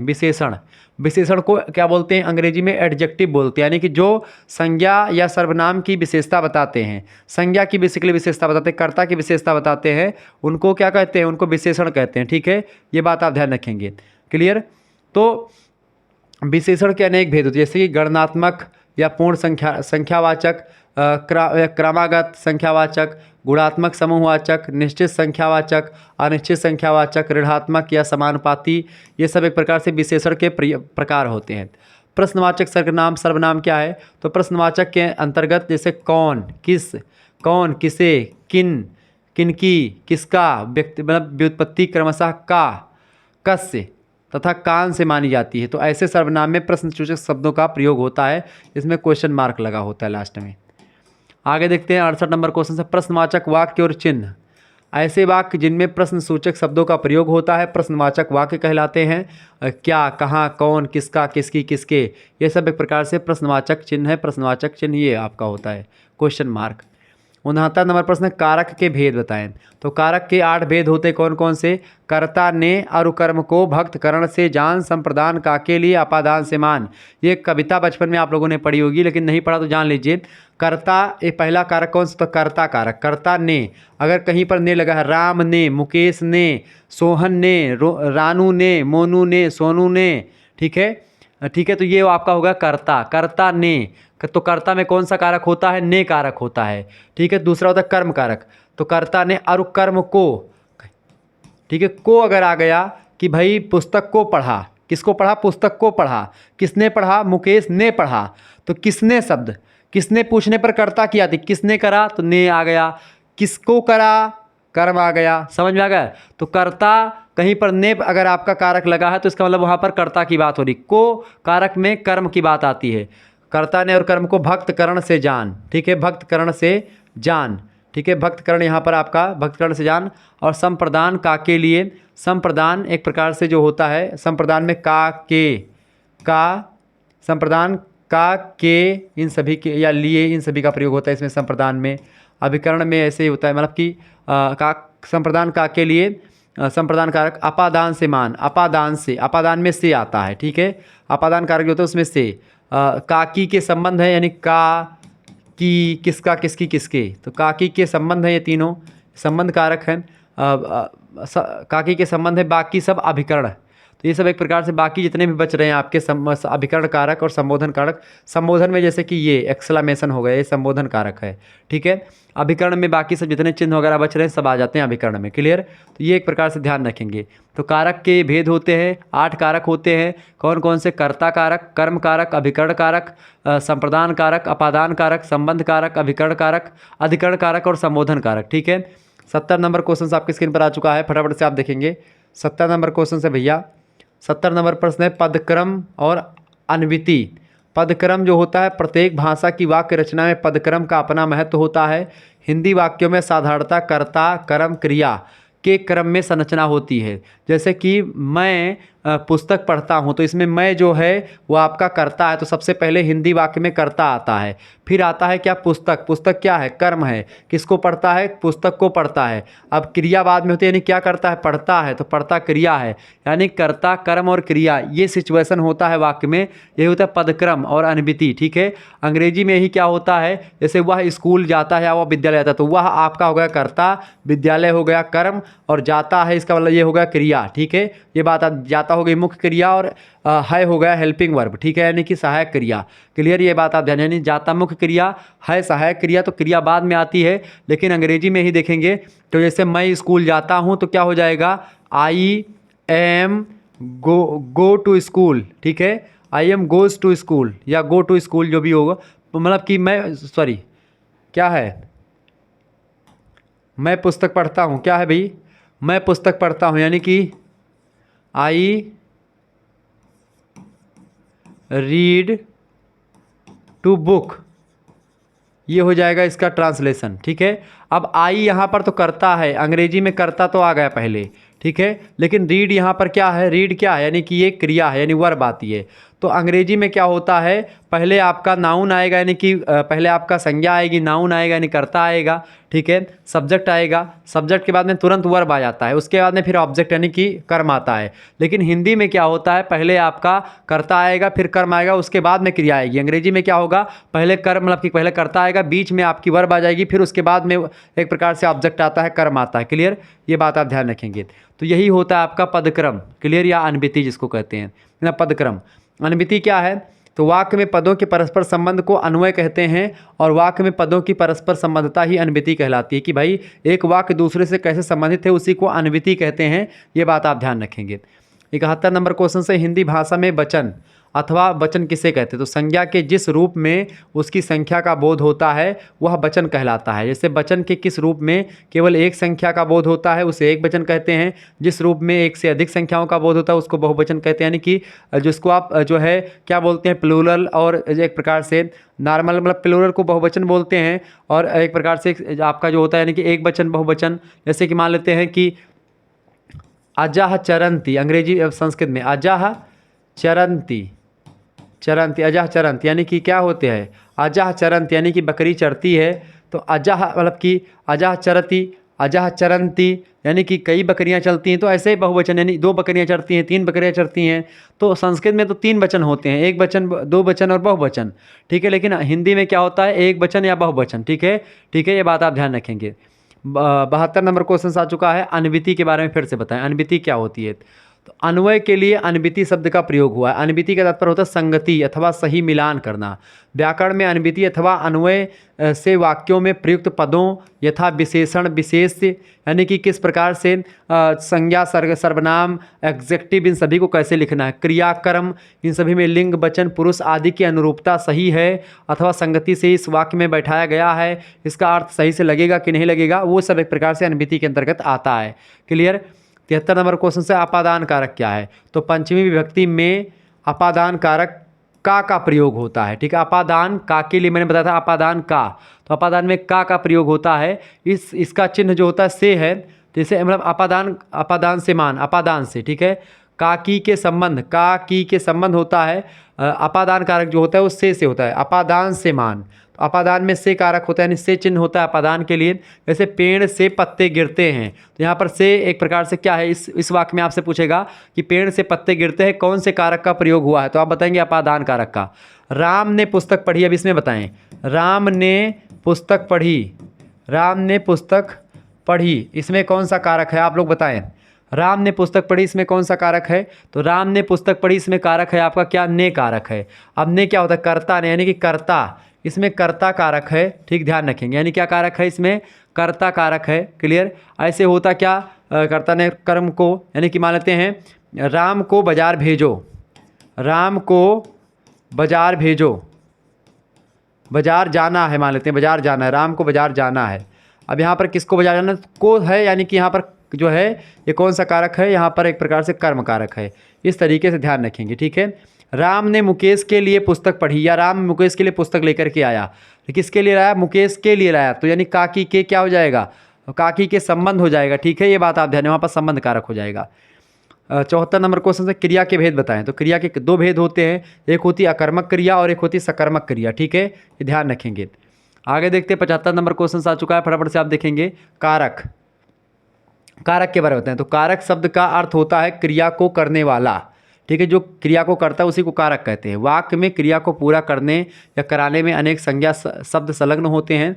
इन संज्ञाओं के क्रिया शब्दों के साथ विभिन्न प्रकार के संबंध हो सकते हैं। इन्हीं संबंधों को व्यक्त करने वाली व्याकरणिक कोटि कही जाती है कारक, ठीक है। तो कारक एक प्रकार से क्रिया को कौन करता है उसको डिपेंड, मतलब उसको बताता है कि काम कौन कर रहा है, उसी को कारक कहते हैं। 76 नंबर क्वेश्चन से वाक्य के अंग बताएं। तो वाक्य के कई अंग होते हैं भाई, वाक्य के बेसिकली दो अंग होते हैं, पहला उद्देश्य और दूसरा होता है विधेय, ठीक है। तो वाक्य के दो अंग कौन से, पहला होता है उद्देश्य और दूसरा होता है विधेय। वाक्य के दो एक प्रकार से अंग होते हैं, विधेय और उद्देश्य, ठीक है। अच्छा, ने परसर्ग का प्रयोग कब होता है? ने परसर्ग कैसे, कर्ता ने, यानी कर्ता प्रयोग, कर्ता का कारक है, मतलब कर्ता कारक है, का ने परसर्ग बताएं। तो सामान्यतया इसका प्रयोग भूतकाल के अंतर्गत कर्ता कारक के कर्माणी या भावे प्रयोग में होता है। यथा जैसे मैंने 4 रोटियां खाई, किसने खाई?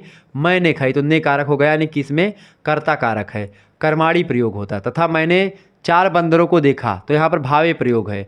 शेष कालों में इसका प्रयोग नहीं किया जाता है। प्रायः यहाँ परसर्ग बोलना, भूलना, बकना, लाना, समझना, जानना आदि सकर्मक क्रियाओं को छोड़ करके शेष सभी सकर्मक क्रियाओं के भूतकालिक क्रंदन से बने कालों के साथ प्रयुक्त होता है, जबकि इनके साथ नहीं, बोलना, भूलना, बकना, लाना, इनके साथ नहीं प्रयोग होता, ठीक है। 78 नंबर क्वेश्चन से अपव्यय क्या है?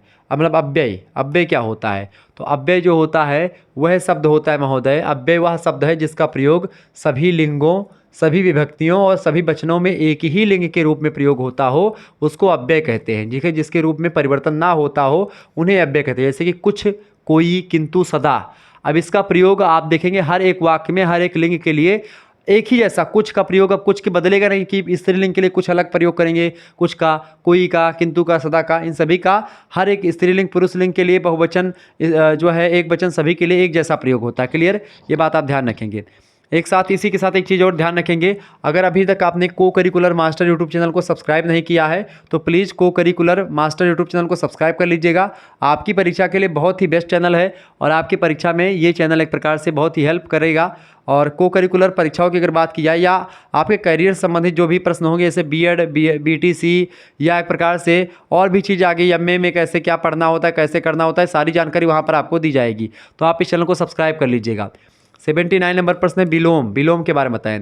विपरीत अर्थवाची शब्द गुण, दोष, असाधु, साधु, असाधु, असाधु, ठीक है, सज्जन, दुर्जन, उत्कृष्ट, निकृष्ट, विपर्यय अथवा विलोम शब्द कहलाते हैं। ये सब विलोम शब्द का मतलब कि एक दूसरे के विपरीत अर्थ, जैसे कि गुण, गुण और दोष एक दूसरे के विपरीत अर्थ है, यानी इसको विलोम है। असाधु और साधु, असाधु या साधु, ये दूसरे के, सज्जन, दुर्जन, उत्कृष्ट, निकृष्ट, ये सब एक दूसरे के विलोम है। 80 नंबर प्रश्न, सर्वनाम की परिभाषा उदाहरण सहित दीजिए, अथवा सर्वनाम क्या होते हैं। तो जो शब्द संज्ञा के बदले में या संज्ञा के स्थान पर प्रयोग किए जाते हैं उसको सर्वनाम कहते हैं, ठीक है, प्रोनाउन कहते हैं। जैसे कि मैं, तुम, वह, ये सब क्या है? सर्वनाम है, ध्यान रखेंगे इस चीज़ को।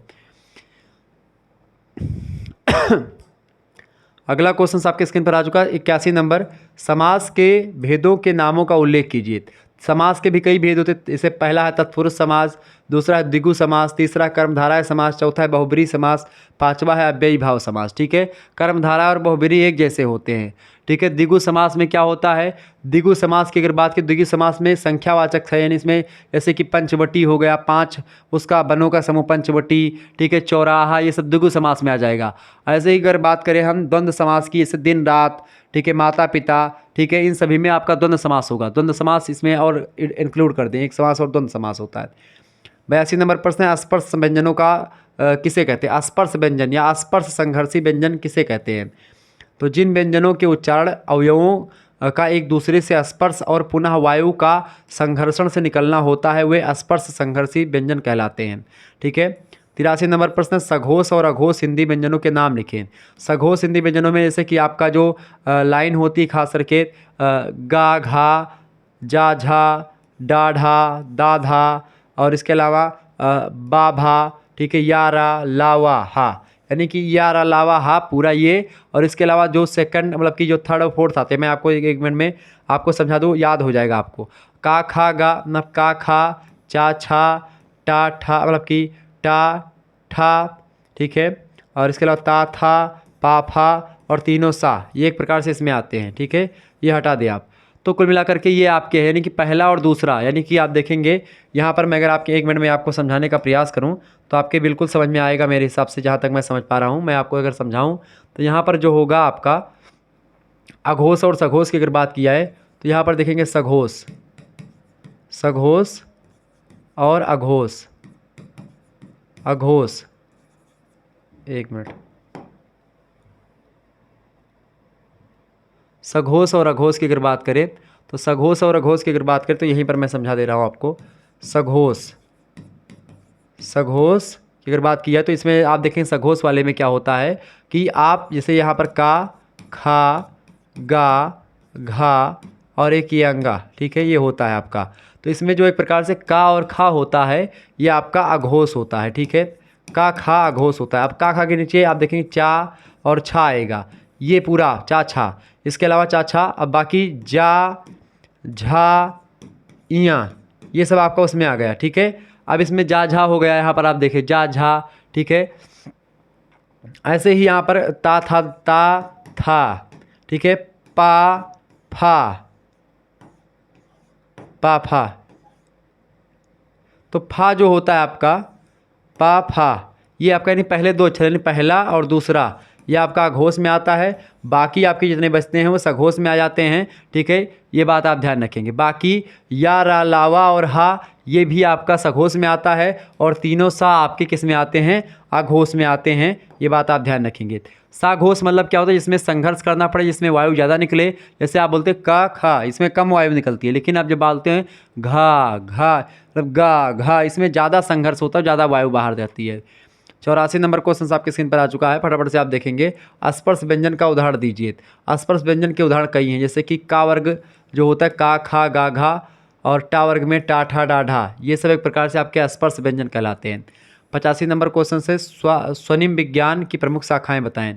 तो स्वनिम विज्ञान की प्रमुख शाखाओं में मतलब कि औपचारिक स्वनिम विज्ञान होता है, जिसमें उच्चारण पर विशेष ध्यान जाता है, यानी उच्चारण कैसे किया जाता है उसको। इसके अलावा संवहनिक अथवा जो है प्रासरणिक स्वनिम विज्ञान होता है। श्रावणिक स्वनिम विज्ञान पढ़ने के लिए, सुनने का, उच्चारण करने का, ये सब विज्ञान होता है स्वनिम विज्ञान। 86 नंबर प्रश्न है हरस्व और दीर्घ स्वर का उदाहरण दीजिए। हरस्व स्वर जो होता है, हरस्व स्वर इसमें छोटे चीज़ें जैसे छोटा आ, छोटी, छोटा ऊ जो होते हैं ये हरस्व स्वर होते हैं। दीर्घ स्वर में जैसे बड़ा आ हो गया, बड़ी ई हो गया, बड़ा ऊ हो गया, ये हरस्व मतलब कि ये दीर्घ स्वर हैं। हरस्व स्वर आपका छोटा होता है और दीर्घ स्वर आपका बड़ा होता है, ये चीज़ें ध्यान रखेंगे। आगे देखते हैं और भी चीज़ों को जानने का प्रयास करते हैं। 87 नंबर प्रश्न आपकी स्क्रीन पर आ चुका है, फटाफट से आप लोग देखने का प्रयास करेंगे। बहुत ही ज़बरदस्त क्वेश्चन आ चुका है, देखेंगे सभी लोग। 87 नंबर क्वेश्चन से भैया सानुनासिक स्वरों के उदाहरण दीजिए। तो देखिए आ, ई, ओ, ए, यानी कि जब भी इसके ऊपर चांद बिंदी लगी हो ये सानुनासिक स्वर होते हैं, ध्यान रखेंगे इस बात को। 88 नंबर क्वेश्चन से शिथिल स्वर क्या होते हैं। छोटा आ, छोटी, छोटा ऊ ये शिथिल स्वर के अंतर्गत आते हैं। 89 नंबर प्रश्न स्वनिम विज्ञान की विशेषताएं बताएं स्वनिम की। तो स्वनिम या फोनीम जिसको कहते हैं किसी भी भाषा की लघुत्तम या अखंड इकाई होती है जिसका तोड़ दोबारा से नहीं निकाल सकते, यानी छोटी से छोटी इकाई जो होती है वस्तु मतलब कि वाक्य की एक प्रकार से शब्द की सबसे छोटी इकाई मान सकते हैं स्वनिम जो होता है, ठीक है। भाषा की लघुत्तम अखंड इकाई जिसको तोड़ा नहीं जा सकता, जैसे कि छोटा आ, छोटी ई, का, चा, टा, ता, पा, इसमें भी आप देखें जैसे का आप बोलते हैं का। अब का भी दो चीज़ों में, का एक वर्ण है आपका का, अब इस का को आप तोड़ें, इस का में तोड़ें कैसे, का हलंत और प्लस में छोटा आ इसमें लगा हुआ है, तब जाकर के का आप बोलते हैं। ये छोटा वाला जो का है यही एक प्रकार से क्या होता है महोदय, यही आपका यानी कि का हलंत ये आपका स्वनिम होता है, यानी कि इसका अकाट्य नहीं। अब का हलंत को आप और नहीं तोड़ सकते हैं, का को तो आप तोड़ सकते हैं क्योंकि का में छोटा आ ऑलरेडी, यानी कोई भी व्यंजन ऐसा नहीं जिसमें छोटा आ ऑलरेडी प्रयुक्त ना हो, यानी कि हर एक व्यंजन में छोटा आ ऑलरेडी प्रयोग होता है। उसमें से एक प्रकार से जब छोटा आ निकल जाता है तो का हलंत बचता है, यानी आधा का बचता है क, तो तब भी आ निकल जाता है, तो वो हम लोग उच्चारण नहीं कर पाते उसका सही तरीके से। तो वो एक प्रकार से आपका होता है स्वनिम, जिसका एक प्रकार से उसके बाद में आप छोटा कर ही नहीं सकते, वही स्वनिम होता है। 90 नंबर प्रश्न, स्वनिम के भेद बताएं। तो खंड ध्वनिग्राम और अखंड ध्वनिग्राम, ये दो एक प्रकार से स्वनिम के भेद होते हैं। 91 नंबर क्वेश्चन आपकी स्क्रीन पर आ चुका है। स्वतः अनुनासिकता का उदाहरण दीजिए। तो आधुनिक भारतीय आर्य भाषाओं के अनेक अनुनासिक शब्दों में तत्सम रूपों के तद्भव रूप सानुनासिक हो गए हैं। जैसे कि सर्प से क्या बना है, सांप। अब सांप पे चांद बिंदी बन गई तो यह अनुनासिक हो गया, सानुनासिक या अनुनासिक। ठीक है, तो चांद बिंदी लगने से अनुनासिक या सानुनासिक होता है। क्लियर। सर्प से क्या बना, सर्प जो है ये तत्सम शब्द है और सांप जो हो गया तद्भव है, तो ये एक प्रकार से लेकिन अनुनासिक हो गया। ऐसे ही उष्ट का क्या बन गया, ऊंट बन गया, तो ये सब भी अनुनासिक हो गया है। 92 नंबर क्वेश्चन है, स्वरों का वर्गीकरण अथवा हिंदी में स्वरों का विभाजन कीजिए। स्वरों की अगर बात की तो स्वरों के कई विभाजन हैं। जैसे कि अगर मैं बताऊं, देखिए, स्वरों का उच्चारण मुख विवर के द्वारा उत्पन्न की जाने वाली एक प्रकार की गूंज है। डॉक्टर भोलानाथ तिवारी ने स्वरों के वर्गीकरण के 8 आधार बताए हैं। पहला तो जीभ के भाग के आधार पर अगर देखेंगे तो अग्र स्वर, मध्य स्वर और पक्ष स्वर, यानी जीभ का अगले भाग से निकलते हैं वो अग्र स्वर, मध्य से निकलते हैं मध्य स्वर, पक्ष से निकलते हैं पीछे वाले जीभ से, तो वो एक प्रकार से आपका होते हैं पक्ष स्वर। जीभ का व्यवहत रूप, ओष्ठ की स्थिति, मात्रा, कोवे की स्थिति, जीभ की चल और अचल स्थिति, मुख की मांसपेशियों की स्थिति, स्वर तंत्रियों की स्थिति, इन सभी से निकलने वाले एक प्रकार से या इन सभी आधारों पर आप स्वरों का विभाजन कर सकते हैं, स्वरों का उच्चारण कर सकते हैं। 93 नंबर क्वेश्चन है, स्वर यंत्र क्या है। स्वर के उच्चारण के समय स्वर तंत्रिकाओं की दो समीपता तथा असीमता स्थितियों के आधार पर स्वरों के भेद हो जाते हैं। जैसे घोष स्वर और अघोष स्वर। ठीक है, ये होते हैं स्वर यंत्र के द्वारा, घोष स्वर और अघोष स्वर। 94 नंबर क्वेश्चन आप देखेंगे, व्यंजनों का वर्गीकरण कीजिए। व्यंजनों के वर्गीकरण में भी कई एक प्रकार से मुद्दे हैं। व्यंजनों का विभाजन दो प्रकार से किया गया है। पहला है श्रवणीयता के आधार पर और दूसरा प्रत्न के आधार पर। श्रवणीयता का अभिप्राय होता है ध्वनियों के सुने जाने की सामर्थ्य। व्यंजनों के उच्चारण के लिए हवा को रोकना अथवा विभिन्न रूपों में निर्वृत्त करना पड़ता है, जिसे प्रत्यय मतलब कि जिसे प्रत्न नाम दिया जाता है। तो प्रत्न और श्रवणीयता ये दोनों एक प्रकार से इस तरीके से हैं। जैसे कि आप देखते हैं का वर्ग, जैसे का वर्ग किससे निकलता है, कंठ से निकलता है। का बोलें, का, खा, गा, घा, अंगा, तो यहाँ से निकलता है। ऐसे ही कंठ, उसके बाद में फिर तालु। ठीक है, तालु से निकलता है। मूर्धा से, दंत से ऐसे कौन से, ता, था, दा, धा, ना, आप बोलें तो दंत से निकलेगा। ठीक है, ऐसे ही पा, फा, बा, भा, मा, ये ओठ से निकलता है, पा, फा, बा, भा पूरा। ठीक है, ऐसे टा, ठा, डा, ढा, ना, टा, ठा, डा, ढा, ड़ा, तो ये सब एक प्रकार से आपके यहाँ पर तालु से निकलते हैं। ठीक है, ऐसे मूर्धा से चा, छा, जा, झा, इया, तो इस तरीके से निकलते हैं। क्लियर। 95 नंबर क्वेश्चन से अवधि के भेद बताएं। अवधि के भेद, तो अवध क्षेत्र में बोली जाने वाली जो बोली होती है वो एक प्रकार से भाषा को अवधि कहा जाता है। यह भाषा लखीमपुर खीरी, सीतापुर, उन्नाव, रायबरेली, लखनऊ, बाराबंकी, प्रतापगढ़, सुल्तानपुर और गोंडा आदि के जनपदों में बोली जाती है। डॉक्टर बाबूराम सक्सेना ने अवधि के 3 रूप बताए हैं, पश्चिमी, केंद्रीय और पूर्वी। तो ये एक प्रकार से 3 रूप हैं अवधि के। अवधि बेसिकली सुल्तानपुर, बाराबंकी, सुल्तानपुर, गोंडा, लखीमपुर खीरी, बहराइच और इन सभी जनपदों में बोली जाती है। जिनमें से गोंडा में एक प्रकार से मैं रहता हूँ और गोंडा में तो खूब दबुआ अवधि बोली जाती। ठीक है, आगे देखेंगे 96 नंबर क्वेश्चन से मैथिली भाषा। मैथिली भाषा की बात की तो बिहारी हिंदी की एक बोली है। बिहार के मिथिला प्रदेश के आसपास के जनपदों में ये एक प्रकार से बोली जाती है, इसीलिए इसको मैथिली नाम दिया गया। मैथिल कोकिल किसको कहते हैं, विद्यापति को मैथिल कोकिल भी कहा जाता है, क्योंकि मैथिली में बहुत काम किया है विद्यापति ने। और अवधि इसलिए फेमस है चूँकि अवधि में रामचरितमानस लिखा गया है। अवधि में ही एक प्रकार से सारी चीज़ें, अवधि में एक प्रकार से बहुत सारे, अवधि में पद्मावत जैसे ग्रंथ लिखे गए हैं। रामचरितमानस तो लिखा गया जो हमारे कक्ष में हमेशा रखा रहता है और बहुत ही मैं एक प्रकार से उसकी रिस्पेक्ट करता हूँ। बाबा तुलसीदास जी ने उसको लिखा है, बहुत ही भव्य ग्रंथ है। दुनिया में मेरे हिसाब से इससे बड़ा ग्रंथ मैं किसी को नहीं मानता। आगे देखेंगे खड़ी बोली। हिंदी की कई अन्य बोलियों के नाम के समान खड़ी बोली का नाम बहुत पुराना है और इस नाम के प्रभाव मतलब प्रथम प्रयोगकर्ताओं में लल्लू लाल का नाम आता है, गिलक्राइस्ट का नाम आता है, सदल मिश्र का नाम आता है, इन सभी का नाम लिया जाता है। खड़ी बोली का अर्थ खरी अथवा विशुद्ध अर्थात अरबी फारसी शब्दों से सर्वदा रहित भाषा माना जाता है। कुल मिलाकर के खड़ी बोली बेसिकली ये खड़ी बोली के विकास में अमीर खुसरो का भी योगदान रहा है। 98 नंबर क्वेश्चन से हिंदी की उपभाषाएं बताएं। तो हिंदी की प्रमुख उपभाषाएं निम्नलिखित हैं, जैसे अवधी, बघेली, छत्तीसगढ़ी, भोजपुरी, मगही, मैथिली, ठीक है, मगही, मैथिली, ब्रजभाषा, कन्नौजी, खड़ी बोली। ये सब एक प्रकार से क्या है, ये सब हिंदी की प्रमुख बोलियां हैं, जो कि एक प्रकार से ब्रजभाषा जो है ये भी अवधी की ही भांति बड़ी फेमस रही है। 99 नंबर प्रश्न, ब्रजभाषा। ब्रजभाषा ब्रज प्रदेश की भाषा है। इसका विस्तार 84 कोस की परिधि में है। यह भाषा मथुरा में, आगरा में, अलीगढ़ में, इन सभी क्षेत्रों में ब्रजभाषा खूब दबा के बोली जाती है। 100 नंबर क्वेश्चन से राजस्थानी। राजस्थानी के अंतर्गत मारवाड़ी, जयपुरी, उपभाषाएं, मेवाती, ये सब आती हैं, किंतु भाषाओं में इनका कोई स्थान नहीं है। राजस्थानी भाषा जैसी कोई चीज़ ही नहीं है। इनकी कोई अपनी लिपि नहीं है राजस्थान की, और ना ही कोई साहित्यिक परंपरा रही है, ना शासन के द्वारा मान्यता प्राप्त है राजस्थानी को, और ना ही इसका सामान्य आदेश भी एक प्रकार से। कुल मिलाकर के राजस्थानी भाषा बस बोली जाती है, उसका कोई व्याकरण तौर तरीका नहीं है। ठीक है। 101 नंबर क्वेश्चन है पूर्वी हिंदी। पूर्वी हिंदी की बात की तो 3 बोलियां हैं, अवधी, बघेली, छत्तीसगढ़ी। पूर्वी हिंदी का क्षेत्र पश्चिमी हिंदी और बिहार के बीच का भूभाग है। डॉक्टर बाबूराम सक्सेना पूर्वी हिंदी के केवल 2 मुख्य रूप मानते हैं, पहला अवधी और दूसरी छत्तीसगढ़ी। कुछ भाषा वैज्ञानिक जो है बघेली को भी पूर्वी हिंदी के अंतर्गत मानते हैं, लेकिन जो बाबूराम सक्सेना वो कहते हैं कि अवधी और छत्तीसगढ़ी का, चूँकि साहित्य, अवधी का साहित्य तो बहुत पुराना है, छत्तीसगढ़ी का भी कुछ मिलता है और बघेली के भी कुछ मिलते हैं, आल्हा वगैरह आप देखते हैं वो सब। 102 नंबर क्वेश्चन से बिहारी भाषा। बिहारी हिंदी क्षेत्र के पूर्वी प्रदेश से जुड़ा हुआ क्षेत्र है। बिहार में बोली जाने वाली भाषा को बिहारी हिंदी कहते हैं। बिहारी की बात की तो 3 विशेष उपशाखाएं इसमें हैं, पहली भोजपुरी, दूसरी मैथिली, तीसरी मगही।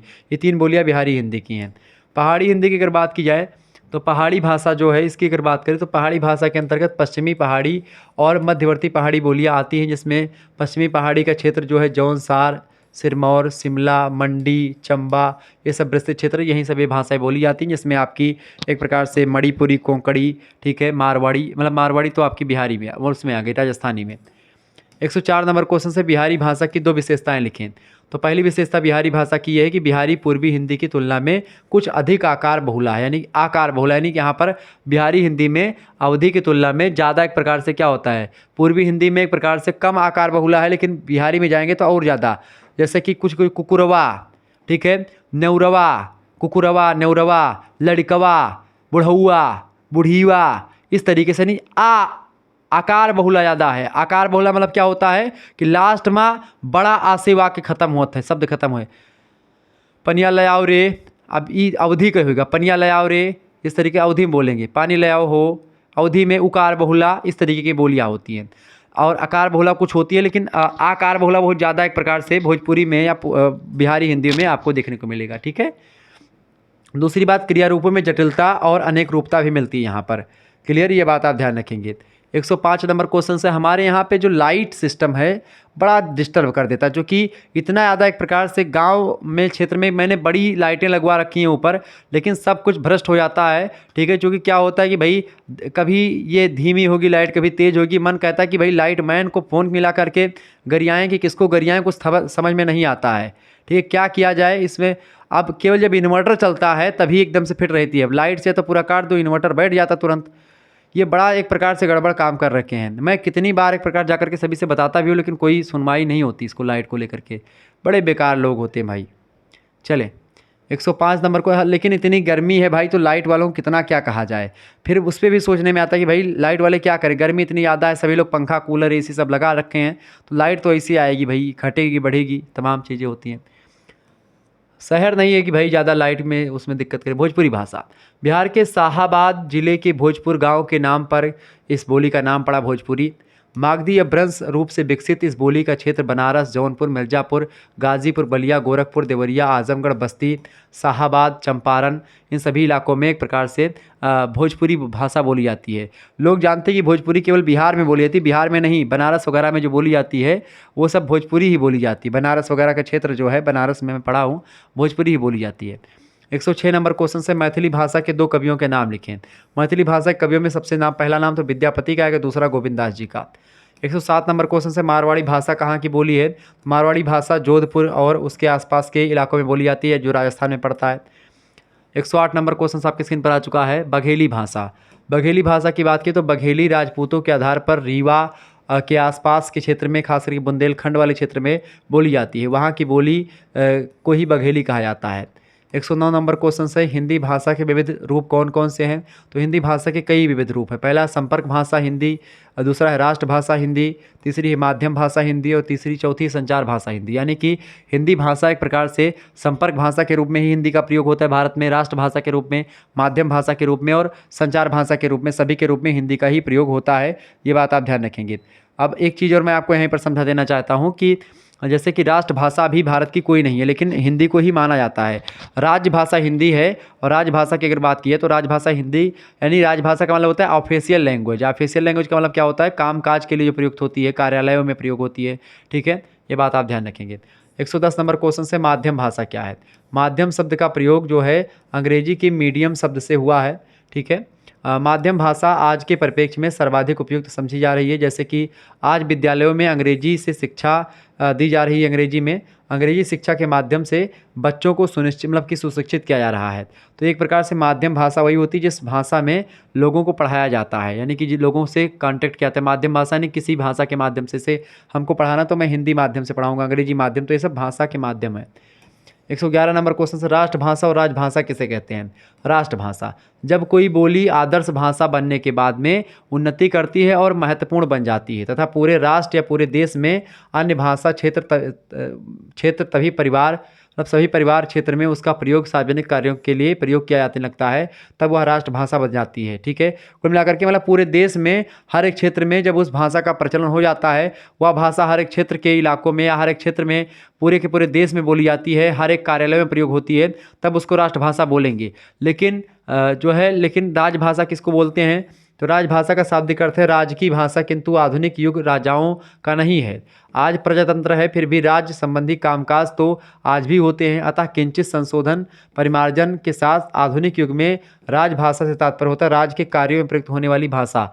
यानी कि जो बैंकों में जिस भाषा का प्रयोग करते हैं, अदालतों में, प्रशासन वगैरह में, संसद भवन में, ऐसे तमाम प्रकार के सरकारी कार्यालयों में जो कामकाज होता है वो सब कार्यालयी भाषा में होता है, या जिसको आप कि राजभाषा कहते हैं, ऑफिशियल लैंग्वेज कहते हैं अंग्रेजी में इसको, राजभाषा को। ठीक है, 112 नंबर क्वेश्चन आ चुका है। प्रश्न, हिंदी की संवैधानिक स्थिति बताएं। 26 जनवरी 1950 को भारतीय संविधान को क्रियान्वयन किया गया था, यानी कि उसको लागू किया गया भारतीय संविधान को। इस संविधान के निर्माण के समय भारत में हिंदी के स्थान को ध्यान में रखते हुए 14 सितंबर 1949 को उसे राजभाषा यानी ऑफिशियल लैंग्वेज घोषित किया गया। राष्ट्रभाषा नहीं, राजभाषा। और संविधान में हिंदी के लिए विशेष प्रावधान किए गए। संविधान में हिंदी के प्रयोग के लिए अनुच्छेद 341 और 351 तक विशेष प्रावधान किया गया है, जो कि एक प्रकार से 341 से लेकर के 351 तक, 343 से लेकर के बेसिकली। वैसे 341 में भी कुछ प्रावधान है, वैसे 343 में कहा गया है, सारी चीज़ें बताई गई हैं कि भारत की राजभाषा जो होगी हिंदी होगी, लिपि देवनागरी होगी, ये सारी चीज़ें बताई गई हैं। अगला क्वेश्चन से 113 नंबर प्रश्न है, संपर्क भाषा किसे कहते हैं? तो संपर्क शब्द अंग्रेजी के लिंक शब्द से बना हुआ है। ऐसी भाषा जो अलग अलग भाषाओं को बोलने वाले लोगों को जोड़ती है उसे संपर्क भाषा कहते हैं। ठीक है, ये बात ध्यान रखें। 114 नंबर क्वेश्चन है, किस अनुच्छेद में या किस अनुच्छेद के अनुसार हिंदी भारत की संघ की राजभाषा है? तो भारतीय संविधान के अनुच्छेद 343 की धारा 1 में कहा गया कि भारत की जो लिपि होगी वो देवनागरी होगी, राज की लिपि, और हिंदी जो होगी वो एक प्रकार से वो भाषा होगी, यानी कार्यालयी भाषा होगी, राजभाषा होगी हिंदी, और लिपि जो होगी संघ की वो देवनागरी होगी। 26 जनवरी 1950 को भारत संघ की राजभाषा घोषित की गई हिंदी। 115 नंबर क्वेश्चन आ चुका है, हिंदी भाषा की समस्याएं लिखें। हिंदी भाषा की समस्याओं की अगर बात की जाए, देखिए पहली समस्या है कि हिंदी की प्रमुख समस्या मनोवैज्ञानिक समस्या है। दूसरी बात, हिंदी की दूसरी समस्या है पारिभाषिक शब्दावली की। तीसरी है हिंदी की तीसरी समस्या प्रकार की, यानी कि प्रकार। चौथी है हिंदी की चौथी समस्या जो है वो है व्याकरण, लिपि और वर्तनी उच्चारण की। जब कभी क्या होता है कि भाई हिंदी थोड़ा जटिल है, इसको उच्चारण करने में भी दिक्कत होती है। हालांकि हिंदी की जो लिपि चिन्ह है उनका प्रयोग एक प्रकार से वैज्ञानिक तरीके से हुआ है, लेकिन फिर भी थोड़ी बहुत समस्या आती है, क्योंकि कभी कोई शब्द बहुत जटिल हो जाते हैं। ठीक है, पारिभाषिक शब्द का मतलब ये होता है कि कोई विदेशी शब्दों का जब हिंदी में अनुकरण करते हैं, हिंदी में उसको एक प्रकार से कन्वर्ट करते हैं, तो दिक्कतों का सामना करना पड़ता है कभी कभी। 116 नंबर क्वेश्चन से, धारा 343 क्या है? तो संघ की राजभाषा हिंदी और लिपि देवनागरी होगी, और अंक का रूप जो होगा वो भारतीय अंकों का अंतर्राष्ट्रीय रूप होगा। यानी कि जैसे मान लेते हैं जो अंक का प्रयोग होगा वो जैसे 1, 2, 3 4 5 6 7 8 9, ठीक है, और यहाँ पर 0। ये एक प्रकार से अंतर्राष्ट्रीय रूप है अंकों का, तो ये प्रयोग होगा हिंदी में भी, मतलब भारतीय कामकाज में इन सभी अंकों का प्रयोग होगा। इसका नहीं होगा कि भाई 0 का तो 0 हो जाएगा, 1 का इस तरीके से, एक हिंदी का 1 ये है, हिंदी का 2 ये है, ठीक है, हिंदी का 3 ये है, हिंदी का 4 ये है, ठीक है, हिंदी का 5 ये है, हिंदी का 6 जो है वो आपका कैसा पड़ेगा, 6 आपका इस तरीके से है, सॉरी 1 मिनट, 6 जो है आपका वो इस तरीके से नहीं, 6 आपका कैसा होगा भाई,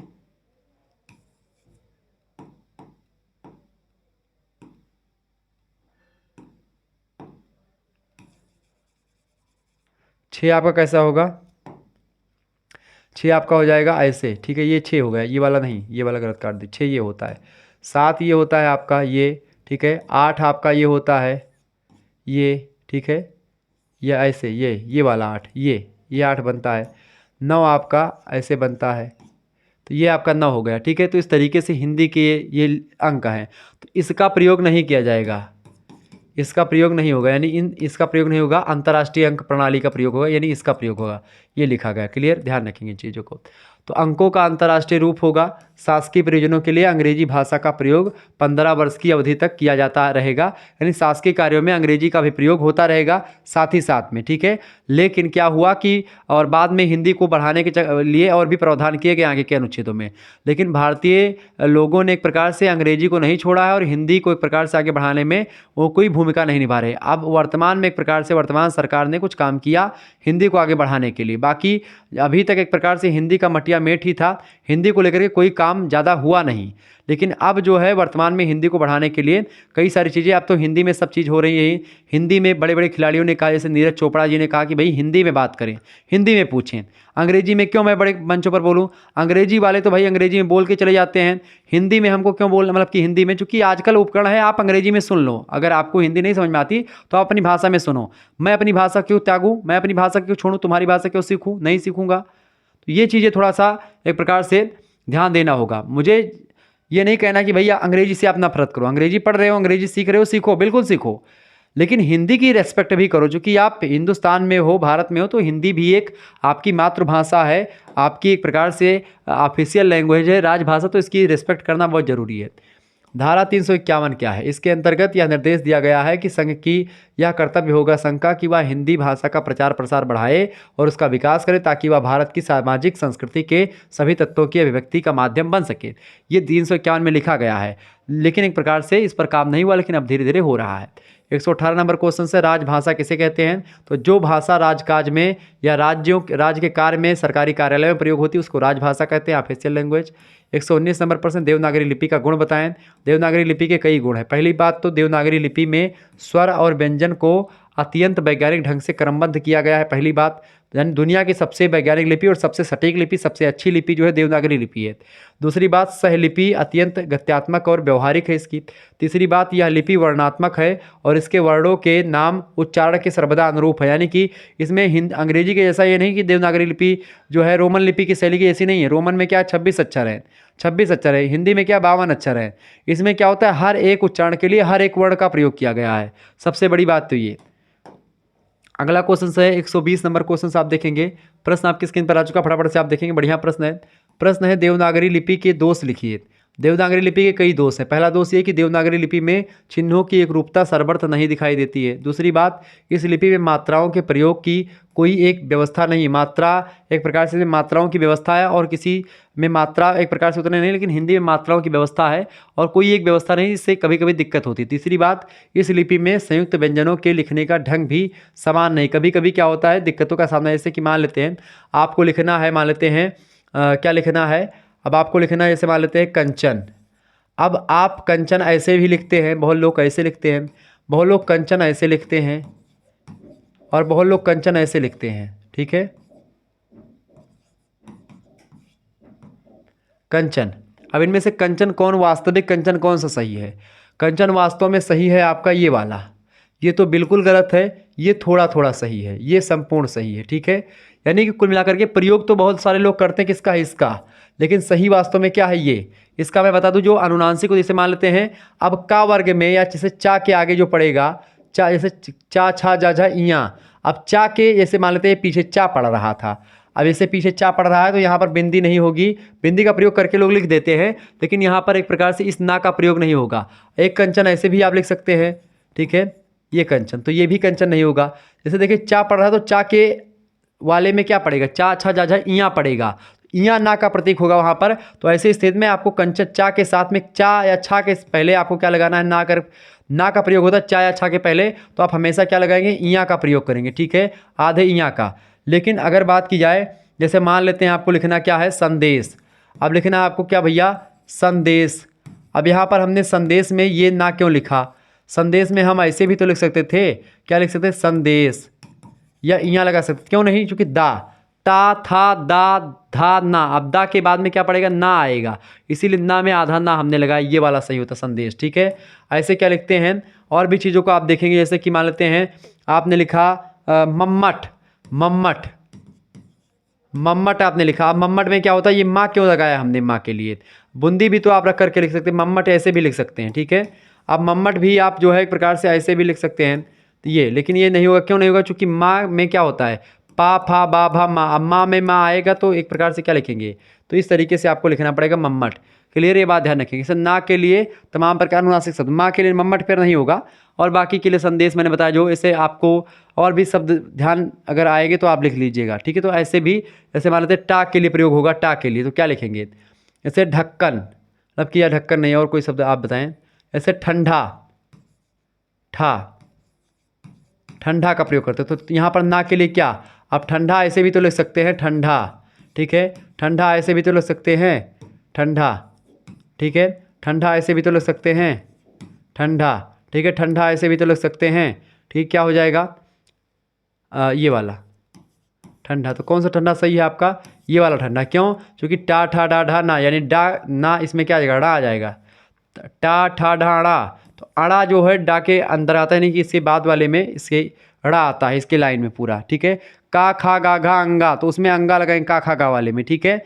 इसके बाद में अगर चा छा में आएगा तो चा छा जा इया, यानी इया लगाएंगे, ठीक है। टा ठा डा में क्या लगाएंगे, टा ठा डा में अड़ा लगाएंगे, ठीक है। ऐसे ही ता था धा में ना लगाएंगे, पापा बाभा में माँ लगाएंगे, इस तरीके से चीज़ें होती हैं। क्लियर, ध्यान रखेंगे। तो ये लिपि के बारे में कुछ सुधार। अगला प्रश्न है, प्रश्न क्या भैया, लिपि के सुधार के प्रयास, देवनागरी के लिपि में सुधार के लिए कई प्रयास किए गए। पहली बात, वैज्ञानिक लिपि में अक्षर उसी क्रम में लिखे जाने चाहिए जिस क्रम में उसे बोले जाते हैं। दूसरी बात, यह लिपि संस्कृत, पाली और प्राकृत, अपभ्रंश, हिंदी, मराठी, नेपाली, सिंधी आदि कई भाषाओं के लिए प्रयुक्त हो रही है आजकल, और आवश्यक है कि इन सभी भाषाओं के ध्वनिग्रामों का निर्धारण करके जितने अक्षर ना हों उन्हें जोड़ लेना चाहिए। जैसे कि हिंदी दंतोष्ठ वा के लिए वा के नीचे बिंदु दे सकते हैं, ठीक है। इस तरीके से जो शब्द एक प्रकार से इन सभी भाषाओं में प्रयोग होते हैं उनको आप जोड़ लें तो वही लिपि अच्छी मानी जाती है, जो कि एक प्रकार से अपने आप में हर चीज़ों को समाहित करती है। 122 नंबर क्वेश्चन से, डॉक्टर कपिल देव द्विवेदी ने देवनागरी लिपि का समय क्या माना है। तो डॉक्टर कपिल देव द्विवेदी ने देवनागरी लिपि का समय माना 1000 ईस्वी से लेकर के 1200 ईस्वी के समय, ठीक है। यानी 1000 ईस्वी से लेकर के 1200 ईस्वी के आसपास देवनागरी लिपि एक प्रकार से अपने चरम पर थी। 123 नंबर क्वेश्चन से, देवनागरी लिपि के व्याकरण के संदर्भ में दो मत लिखिए। पहली बात, अब चरम पर क्या मतलब कि इसकी उत्पत्ति जो हुई 1000 से 1200 ईस्वी के आसपास देवनागरी लिपि की उत्पत्ति हुई है। उससे पहले देवनागरी लिपि की उत्पत्ति किससे हुई भैया, तो ब्राह्मी लिपि से हुई। ये बात आप ध्यान रखें, ब्राह्मी लिपि से और 2-3 लिपियों का विकास हो, उसके बाद में उस बनी, ऐसे हिंदी बनी है भाषा, ऐसे ही संस्कृत की लिपि यानी ब्रह्मचारी मतलब कि ब्राह्मी से देवनागरी लिपि का विकास हुआ है। देवनागरी लिपि के व्याकरण के संदर्भ में दो मत लिखिए। पहली बात, तो गुजरात के नागर ब्राह्मणों के द्वारा सर्वाधिक प्रयोग होने के कारण से इसका नाम नागरी पड़ा। दूसरी बात, देवनगर अर्थात काशी में प्रचार के कारण से यह देवनागरी इसको कहा जाने लगा। 124 नंबर क्वेश्चन से, देवनागरी लिपि का सर्वप्रथम प्रयोग कब मिलता है। तो देवनागरी लिपि का सर्वप्रथम प्रयोग कब मिलता है भैया, देवनागरी लिपि का सर्वप्रथम प्रयोग मिलता है डॉक्टर द्वारिका प्रसाद सक्सेना के अनुसार देवनागरी लिपि का सर्वप्रथम प्रयोग गुजरात के नरेश जयभट्ट थे। 700 से 800 ईस्वी के एक शिलालेख में एक प्रकार से मिलती है देवनागरी लिपि उल्लेख, ठीक है। 125 नंबर क्वेश्चन आ चुका है भैया, फटाफट से आप देखेंगे। प्रश्न है, देवनागरी लिपि में अंकों का विकास कैसे हुआ। देवनागरी लिपि में अंकों का विकास रेखाओं से हुआ है। 126 नंबर क्वेश्चन से, देवनागरी लिपि की दो विशेषताएं लिखें। तो पहली विशेषता है कि देवनागरी लिपि में व्यंजनों का संयोग अंकित करने की पद्धति सर्वदा उपयुक्त है, अच्छी है। दूसरी बात, ध्वनि के लिए अथवा चिन्ह की लिपि की वैधानिकता का परिचालक है। कुल मिलाकर के वैज्ञानिक लिपि है और बड़ी ज़बरदस्त तरीके से हर एक चीज़ को विधिवत तरीके से व्याख्या करती है। 127 नंबर क्वेश्चन से देवनागरी लिपि में सुधार के लिए डॉक्टर श्याम सुंदर दास जी ने क्या सुझाव दिया। डॉक्टर श्याम सुंदर दास जी ने प्रभाव मतलब कि का प्रभाव था कि पंचम वर्ग को मिलाने के स्थान पर सर्वर्थ जो है क्या किया जाए, अनुसार का प्रयोग किया जाए। ठीक है, पंचम वर्ग के प्रयोग के स्थान पर अनुसार का प्रयोग करना किया जाए। जैसे कि जो है अंग के लिए अंग के स्थान पर अंक का प्रयोग किया, यानी कि बूंदी रख दिया जाए। जैसे मैंने अभी आपको उस चीज़ों सबको समझाया था, यहाँ पर देखेंगे देवनागरी लिपि में श्याम सुंदर दास जो कि एक प्रकार से ना उसके क्या बोलते हैं सरस्वती पत्रिका का संपादन भी किया था 1-2 साल। ठीक है, सरस्वती पत्रिका के संपादक बाद में महावीर प्रसाद द्विवेदी होती 1903 में संभाला और 1903 के बाद में हिंदी की कायाकल्प जो है हिंदी की बदल जाती है। तो हिंदी की अगर बात की जाए तो इसमें क्या हुआ है, जो अनुसार होता है उसका प्रयोग करें। अनुसार का मतलब होता है जो बिंदी होती है इसका, यानी जैसे आपने बताया था कंचन। अब कंचन एक प्रकार से ऐसे लिखने में थोड़ा सा क्या लगता है, बेकार लगता है, इसीलिए कंचन के स्थान पर आप कंचन लिख दें तो ज़्यादा बेटर रहेगा। ये एक प्रकार से श्याम सुंदर दास ने सुधार किया है, तब से कंचन लिखा जाता है। ऐसे ही जैसे मान लेते हैं आपको लिखना है जैसे संदेश, तो संदेश ऐसा लिखने के बजाय हम संदेश कैसा लिख सकते हैं, हम संदेश ऐसा भी लिख सकते हैं। ठीक है, संदेश ऐसा भी लिख सकते हैं, ये बात ध्यान रखेंगे। तो इस तरीके से यानी कि बूंदी का प्रयोग करें हम, जैसे कि कंचन के लिए, ऐसे ही अंक के लिए। अब का खा गा घा में अंगा पड़ता है तो इसीलिए अंक के लिए अंक आपको लिखना है, तो आप ऐसे अंक नहीं लिखेंगे, अंक आप अंक जो है कैसे लिखेंगे, ये डा आपका पड़ेगा, इस तरीके से आप लिखेंगे अंक। अंक वास्तव में सही अर्थ यही है, हिंदी में मूल रूप से अंक यही है, लेकिन श्याम सुंदर दास जी ने कहा कि इस अंक को लिखने में थोड़ा जटिलता आप महसूस होती है, इसलिए अंक लिखना चाहिए, ऐसे अंक लिखें। ठीक है, ये बात आप ध्यान रखेंगे। तो ये एक प्रकार से श्याम सुंदर दास जी ने ये सुधार किया है देवनागरी लिपि में। ठीक है, ये बात आप ध्यान रखेंगे। आगे बढ़ते और भी चीज़ों को जानने का प्रयास करते। तो इस तरीके से आप लोगों ने बहुत सारे प्रश्नों को समझा, लगभग इतने प्रश्नों को मैंने बताया। ये अति लघु उत्तरीय प्रश्न थे जिनके बारे में आपने समझा। थोड़ा सा दीर्घ उत्तरीय और लघु उत्तरीय प्रश्नों के बारे में मैं जल्द ही बता दूंगा। हालांकि मैंने आपको समझाया इतना है कि आप आसानी से अपनी परीक्षा में अच्छा नंबर प्राप्त कर पाएंगे और एक रिवीजन आपका हो गया कि भाई हमको क्या क्या पढ़ना था और उनका मतलब क्या है। जो चीज़ें आपने आज जानी है वो एक प्रकार से बहुत ही महत्वपूर्ण थी। और आप लोग को करिकुलर मास्टर यूट्यूब चैनल को सब्सक्राइब कर लीजिएगा और हमको आप इंस्टाग्राम पर भी फॉलो कर सकते हैं। इंस्टाग्राम पर शुक्ला स्टडी पॉइंट के नाम से आप हमको फॉलो कर लीजिएगा। को करिकुलर मास्टर यूट्यूब चैनल को सब्सक्राइब कर लीजिएगा। BA करेकर दूसरा यूट्यूब चैनल है उसको भी सब्सक्राइब कर लीजिएगा। ठीक है, बाकी शुक्ला स्टडी पॉइंट आपके लिए तो हमेशा काम ही करता रहा है। तो आप लोग जो है अब की बार चले जाएंगे, अब की बार आप लोग जो है इसके बाद में फिर आपको कहाँ पढ़ाएंगे हम और आप कहाँ पढ़ पाएंगे हमसे, चूँकि इसके बाद में कोई MA करेगा, कोई B.Ed करेगा, कोई BTC करेगा, कोई कुछ करेगा, कोई एक प्रकार से अलग अलग कोर्स करेंगे व्यक्ति, अलग अलग कोई नौकरी पा जाएगा, कुछ अलग अलग तरीके से लोग करेंगे। हालांकि फिर मिलेंगे हम लोग, फिर आगे मैं चर्चा करता रहूँगा हर एक मुद्दे पर। तो आपको करिकुलर मास्टर के साथ जुड़ जाएं ताकि वहाँ पर जब मैं B.Ed BTC या अन्य चीज़ों के बारे में बताऊँगा कभी कभी कि भाई कैसी जानकारी वगैरह दूंगा, तो आप सभी लोग उस चैनल पर जानकारी प्राप्त करेंगे। और भी इन्फॉर्मेटिव वीडियो जो होगी वहाँ पर आपको मिलती रहेगी को करिकुलर मास्टर यूट्यूब चैनल पर। प्लेलिस्ट में लिंक मतलब कि उसमें डिस्क्रिप्शन बॉक्स में लिंक मैं दे दूँगा, तो आप देख लीजिएगा। बाकी आप सभी लोग होशियार हैं, आप सभी लोग अच्छा नंबर पाएंगे अब की बार। और आप लोग अगर पास होकर के जाएंगे उसके बाद में फिर कभी मुलाकात होगी आपसे तो बिल्कुल मिला जाएगा। और आप सभी लोग नौकरी पाएँ, मैं यही ईश्वर से कामना करूँगा। ठीक है, धन्यवाद आप सभी का, बहुत बहुत धन्यवाद भाई।